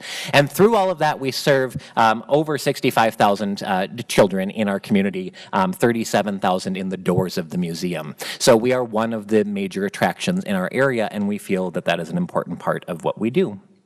You'll hear this from our Children's Museum testifiers, from other children's museums around the state, because we have this uniform idea about how important our children's museums are. But 1.5% of legacy funding goes to children's museums, but we serve 13% of the state in 9 years and younger, not to mention their families and those out of state who come to learn about Minnesota.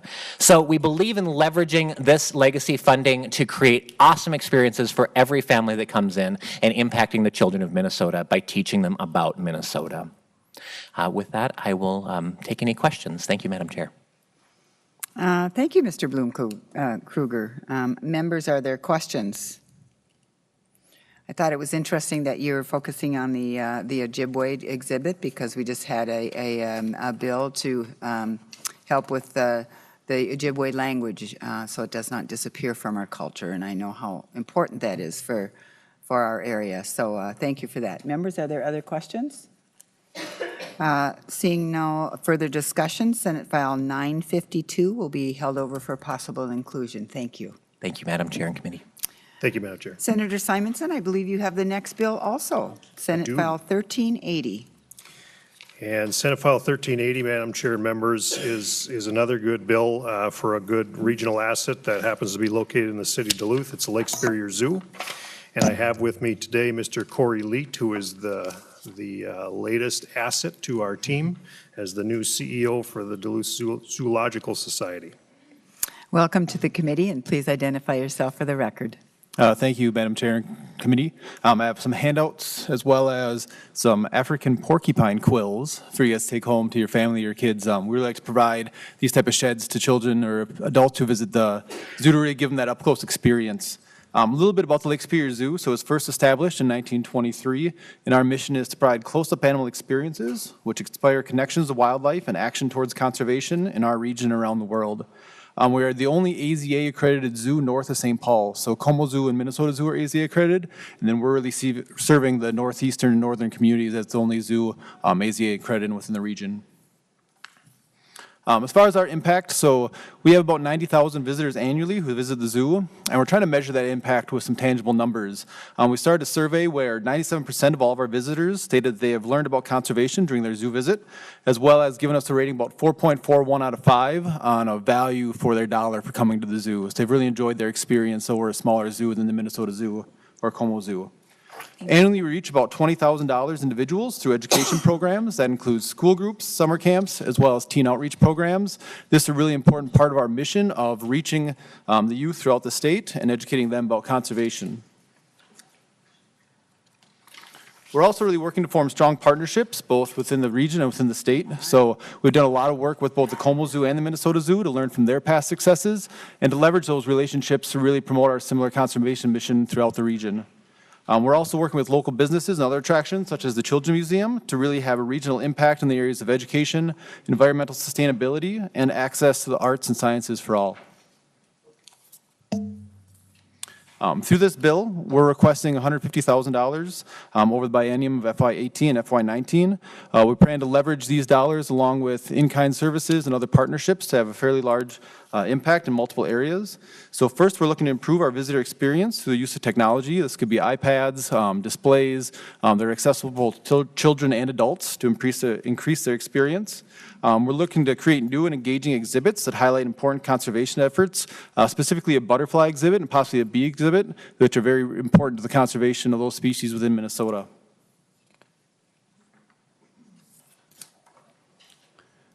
In addition, we're looking to expand our education programs to reach a broader audience both within and outside of the zoo. We've really seen a lot of growth of the education programs outside of the zoo. We go to places like Grand Portage, Grand Rapids, and other areas that may not get to the zoo physically, so we go out and support them. We're looking to expand those education programs and go to those schools more often. In addition, we're hoping to improve the access to arts and culture within the Duluth and area region. This will be done through music at the zoo, art at the zoo, and other type of regionally significant programs that will increase arts access. That's all I have for you today. Thanks for your time, members, and Madam Chair. Thank you, Mr. Leet. That was very interesting. Having had my 13-year-old grandson for the last day in my apartment, I think Grandma's going to hang on to this. They are a little sharp, so be safe. Members, are there any questions? Thank you. Hearing no further discussion, Senate File 1380 will be held over for possible inclusion, and thank you. Thank you, Madam Chair of the committee. Thank you, Madam Chair, for your time and consideration. Members, next we have Senate File 810, Senator Pappas.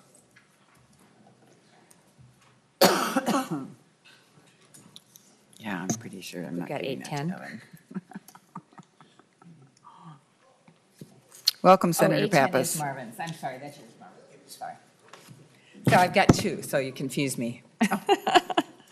Thank you, Mr. Chairman. Madam Chair, I'm so sorry. I already lost it now. It's And getting late in the day, Senator. Yeah, members of the committee. I'm very happy to be here. I wish I was on this committee. It looks like it's really a fun committee. It's been interesting to see the people who have come before me. I'm here today with Mr. Marvin Anderson, who's co-founder of Rondo Avenue, Inc. For the past 33 years, Rondo Avenue has sponsored the annual Rondo Days Festival in St. Paul and other activities throughout the year. Last October, on an extremely cold and windy day outside, it was my pleasure to attend and participate in a wonderful groundbreaking ceremony for the organization's latest endeavor, the creation of the Rondo Commemorative Plaza. The plaza will be constructed to provide a space for the residents and visitors to commemorate the history and legacy of the legendary Rondo neighborhood, destroyed by the construction of I-94 in the late 60s and early 70s, a decision that wiped out over 700 homes and 100 small businesses. Commissioner Charlie Zelle was there on behalf of the state of Minnesota. He issued a formal apology for the role the Minnesota Highway Department played in the decision to route I-94 through the community of Rondo. The voices of those affected and other considerations such as history and legacy are now and will always be an integral part of transportation decision-making in Minnesota. Although history and reconciliation play important roles at the proposed plaza, they only lay the foundation for a slate of active and comprehensive programming designed to highlight Rondo's illuminating past, uniting the current community and its new resident, greatly increasing prospects for a new and invigorated era of restoration growth and opportunity for the neighborhood. I'm very pleased to introduce Mr. Marvin Anderson. Welcome to the committee. Mr. Anderson, please identify yourself for the record and proceed. My name is Marvin Anderson. I am the co-founder of Rondo Avenue, Inc. And Chair Rood and the members of the committee, if I may take a moment to also identify myself as the grandson of Ernest Jones, one of the 12 African-American Masons who came to Minnesota to work on the state capitol. He arrived here in 1902. Worked on the state capitol and Union Depot and other buildings in St. Paul and around Minnesota, but the lure of Chicago won out ultimately. He returned to Chicago, but he left a legacy, which is this beautiful building here, and it was so good to walk through it today and just to have that pride that your grandfather worked on something so beautiful. I'm also a retired Minnesota state law librarian. I worked for the state of Minnesota for 23 years, having been appointed by the Minnesota Supreme Court. So I'm here in that capacity also. And my last capacity is as the project director for the Rondo Commemorative Plaza. I was born and raised in the Rondo community. This was a community that taught me and taught so many others some core values in life. Those core values have arrived and stayed with us throughout the years, And we grew up with the expectation that these core values would be taught in our community, that they would be passed down to new generations, and that they would be a part of the Rondo community for as long as we could imagine. Those core values have been AWOL from our community for so many years, and we believe that the Rondo Commemorative Plaza will be a place where those core values can take root and take hold and become an important part of the ongoing story of Rondo, the Rondo residents, and the new residents who now reside throughout the Rondo community. This latest undertaking of the plaza has been decades in the making, over 33 years, but it will help tell how the city of St. Paul and the state of Minnesota have been moved by, challenged by, and educated by the African American presence in the city of St. Paul and Minnesota.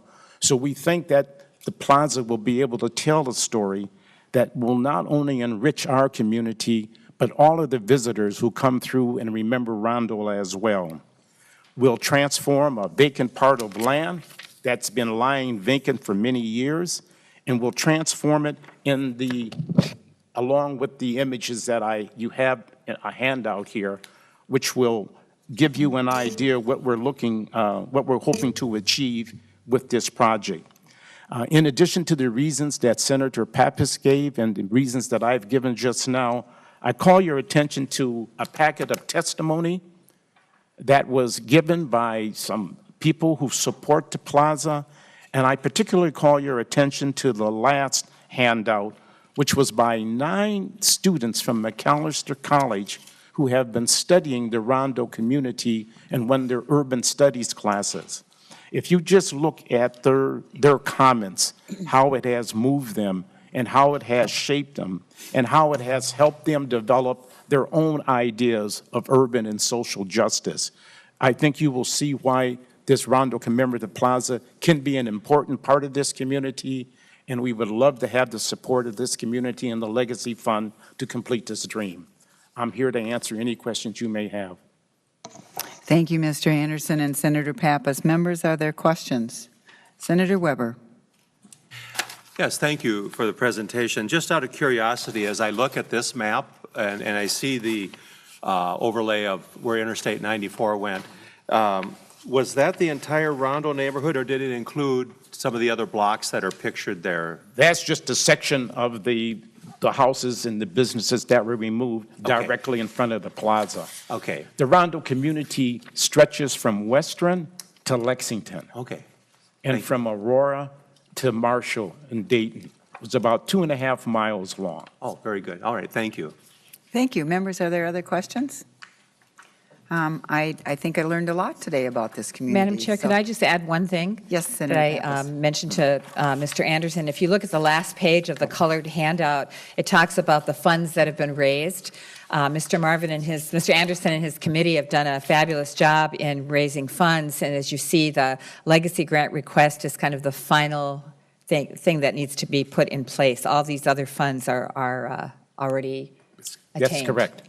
Right. Thank you. Seeing no further discussion, Senate File 810 will be laid over for possible inclusion in the Omnibus Legacy Bill. Thank you. Thank you for your attention. Senator Pappas, I believe you have the next bill up, Senate File 1797.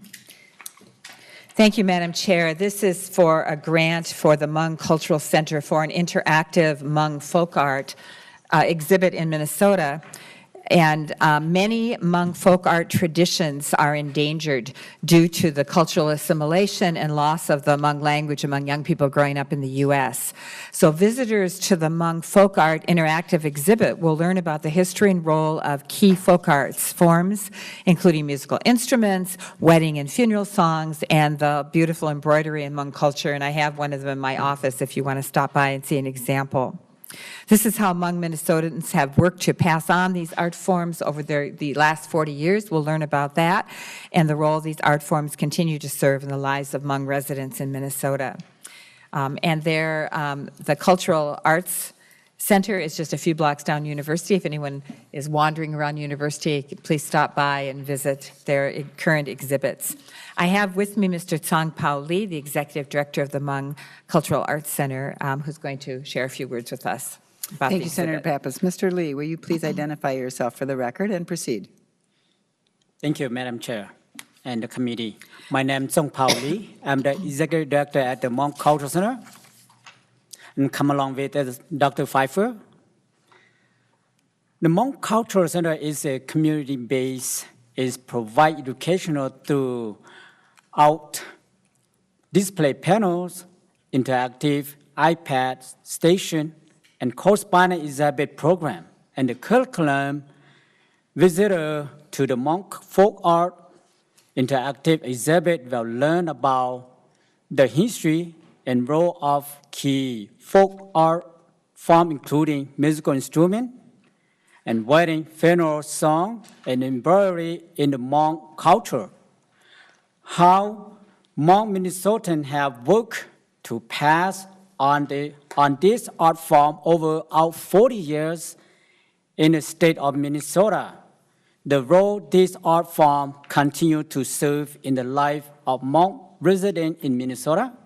It is a key goal of Hmong Folk Art Interactive Exhibit Project to help the center reach out much larger population on the Hmong and non-Hmong children, youth, and adults with professional museum quality exhibit, helping the center to fulfill its mission and to promote the personal development of children, youth, and adults through the cultural, educational, by enhancing cross-cultural awareness and understanding between Hmong and non-Hmong.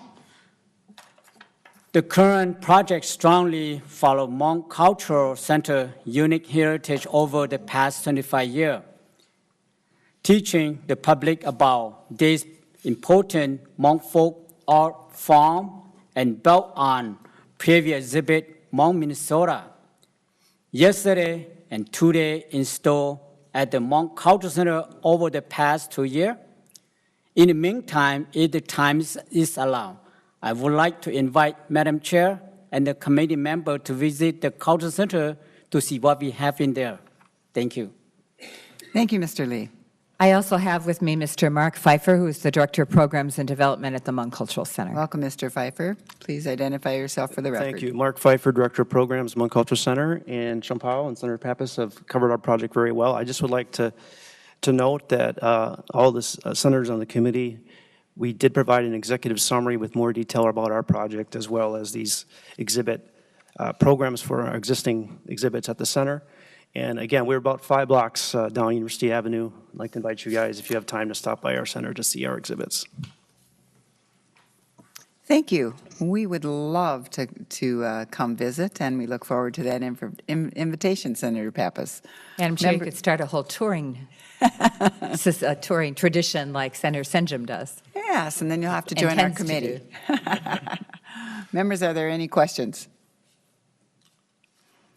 Seeing no further discussion, Senate File 1797 will be laid over for possible inclusion in the Omnibus Legacy Bill. Thank you to our testifiers, and thank you, Senator Pappas. Thank you.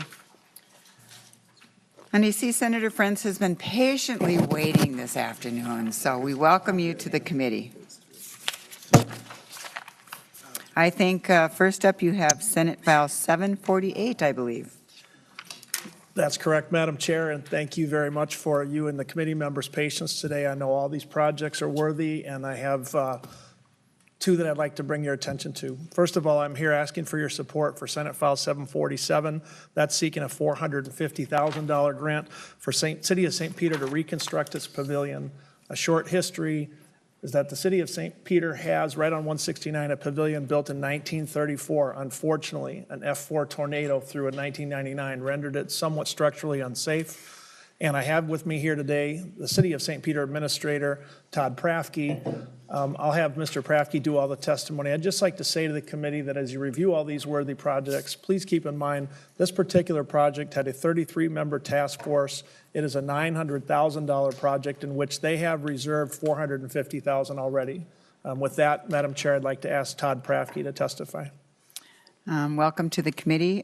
Senator, we are on 748. I know you'd like to be flying around somewhere in the 747, but we are on 748, Senator. So, thank you, Madam Chair. With that, Mr. Prafke, welcome to the committee, and please identify yourself for the tape. Madam Chair and members, my name is Todd Prafke. I'm the City Administrator in St. Peter, and to bring you back down to earth, we want to talk about this location. Thank you very much. Thank you very much. I wanted to mention, I bet many of you have been by this location as you've driven through St. Peter on Highway 169, and you see as you're going south, you can look off to your right-hand side, and you can see really the iconic, historically significant pavilion. The pavilion is not only historically significant, but it's also culturally impactful and is a wonderful arts venue within our entire region. There are hundreds of events that go on at this location, a couple of which I'll mention include the Rock Bend Folk Festival, which has anywhere from 10 to 20,000, depending on the weather, in that second week of September that are there for music. Also, Ambassadors Blues Fest is located there, and over the 2 days of Ambassadors Blues Fest, there's between 5,000 and 10,000 people that come to that facility that are in that park that enjoy the arts and music and other opportunities that are there. Also, we celebrate 4th of July. There's a good old-fashioned 4th of July in St. Peter, and that too has about 10,000 people that participate at the park.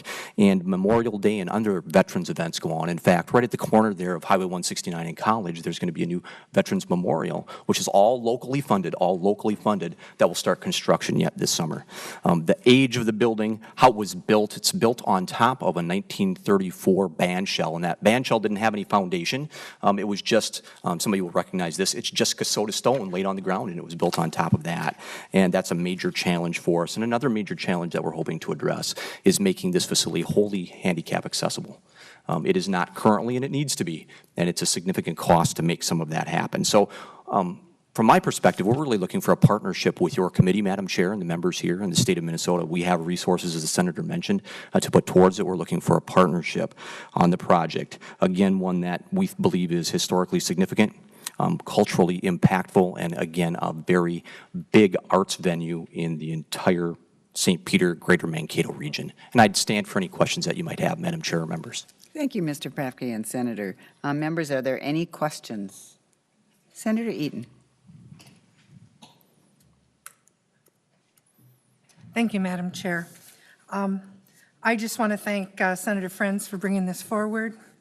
I essentially grew up in this park, and I've been to the Rock Bend many times. We had reunions there, Veterans Day exhibits. It's pretty cool, isn't it? It is. It's very cool. And 4th of July, it's just like a Norman Rockwell painting. I mean, it's... Yeah, it is Americana. I bring my kids down there on the 4th. So it is a community place. It's a place where the community gets together, and people like me who've moved away come back, and you get to see people you haven't seen forever. So it's a very valuable venue.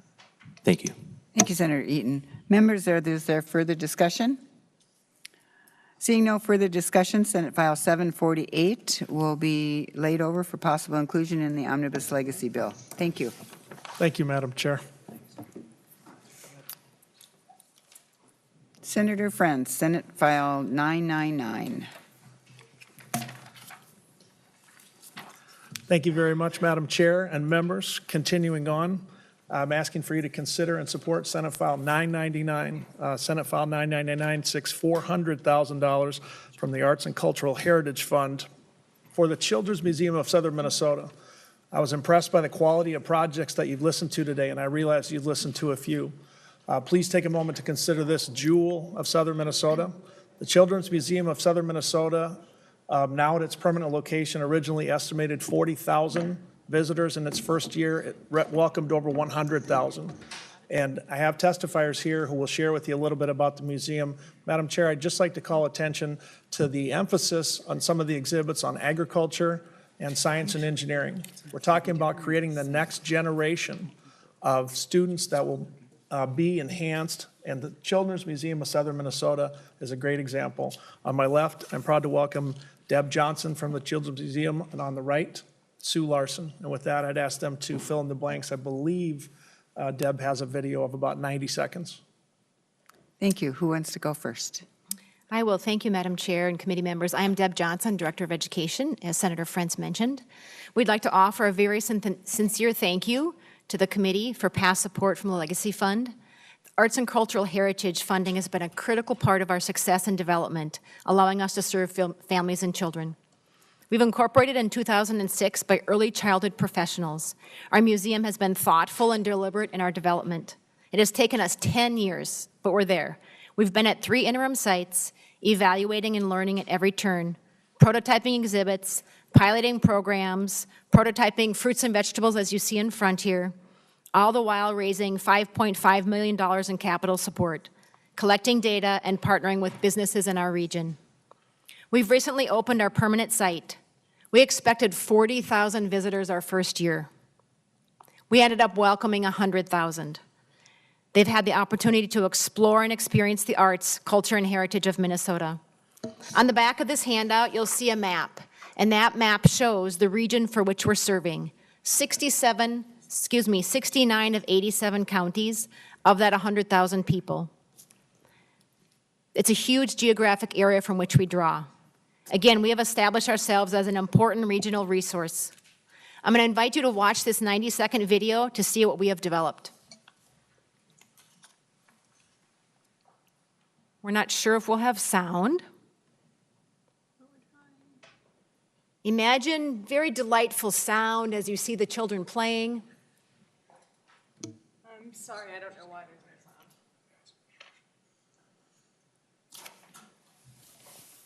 sound. Again, you'll get a sense of the experience we've created.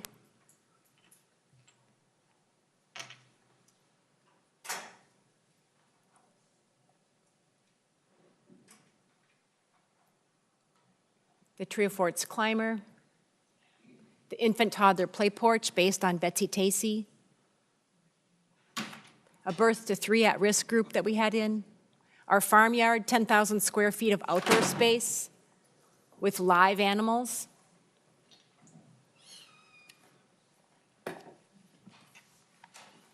Ag education is very important, of course, to our region and our museum. Dakota heritage and culture are represented. STEM learning.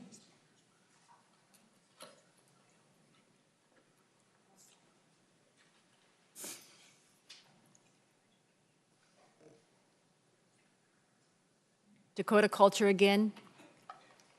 More STEM learning. The arts represented. So it gives you a sense of what we created in our space. We're seeking $400,000 over the biennium to build upon initiatives with previous legacy funding to increase access and engagement for diverse audiences. I invite my colleague to share some details. Hello, Madam Chair and committee members. Thank you for this opportunity today. My name is Sue Larson. I serve as Community Outreach and Impact Director at the Children's Museum. As Deb mentioned, we're seeking $400,000 in support. Specifically, we propose to use this support to do 4 things. 1, increase access for school and early learning groups. 2, grow as a regional resource by taking the museum outside of our walls to outstate audiences. 3, improve our exhibit experiences. And 4, incorporate robust evaluation strategies. I refer you to this handout entitled Engaging Young Learners.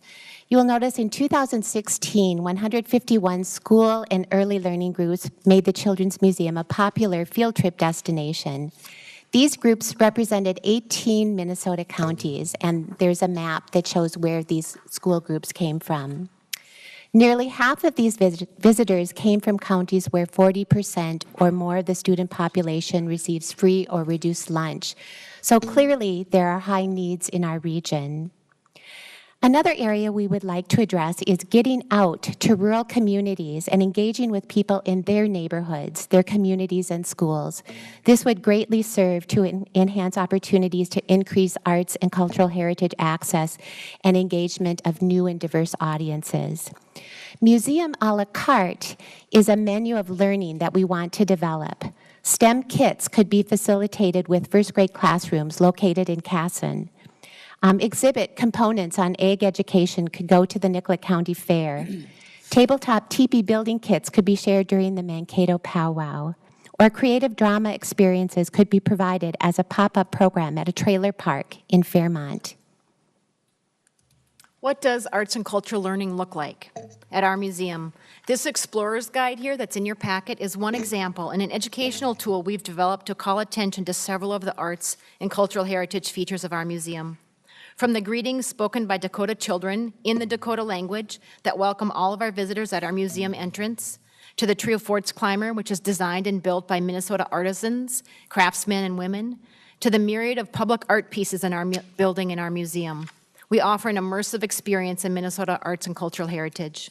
Exhibit development and remediation is an ongoing goal at our newly opened site. Thank you. Members, are there questions on Senate File 999? Any questions? All right. Thank you for your testimony today. Seeing no further discussion, Senate File 999 is laid over for possible inclusion in the omnibus bill. Thank you. Thank you, Madam Chair. You guys can stay up here.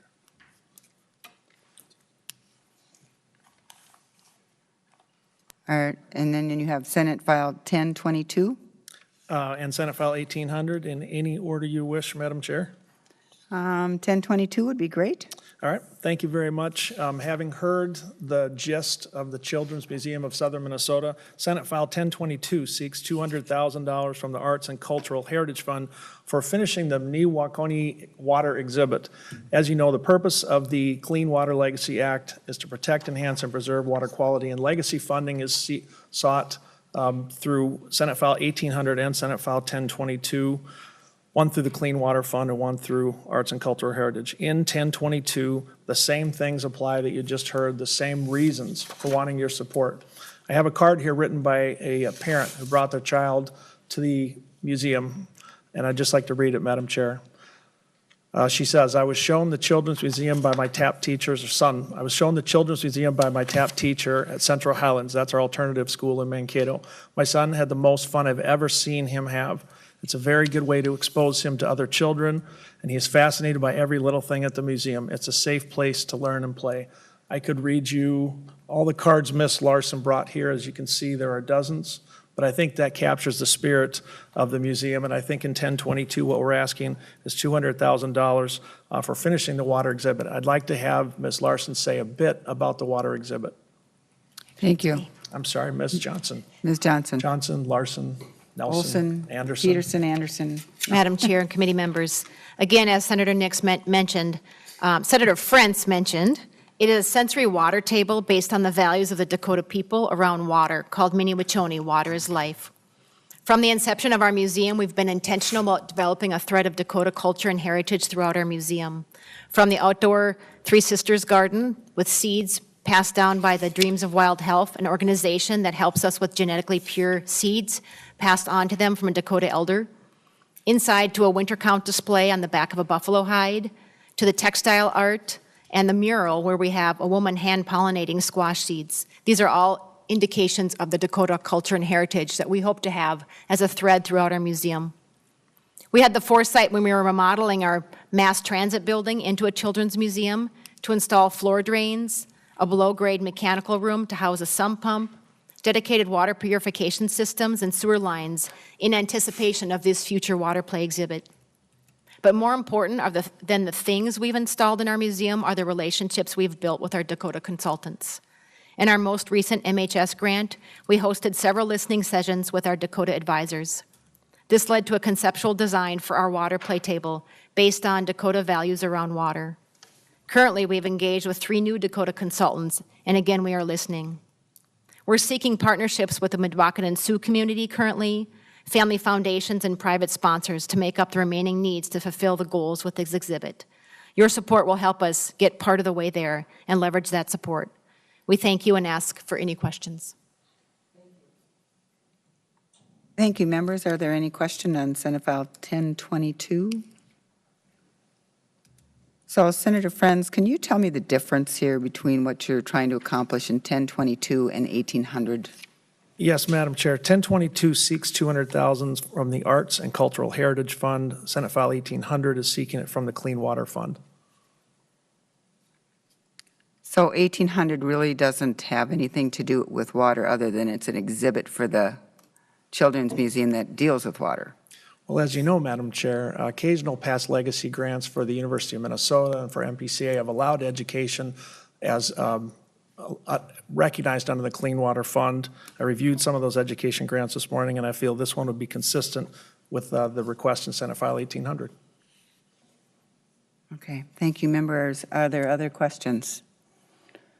Okay, seeing no further discussion, Senate File 1022 will be laid over for possible inclusion in the omnibus bill. And I think we just had a discussion on 1800 also. So unless there's other questions, we'll also lay over Senate File 1800.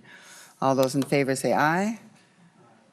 Seeing no other business before us, members, I really appreciate your attention today and your staying with us all day. And that was a marathon session, but thank you. We got a lot accomplished today. With that, we are adjourned. Thank you, Madam Chair. Thank you, members.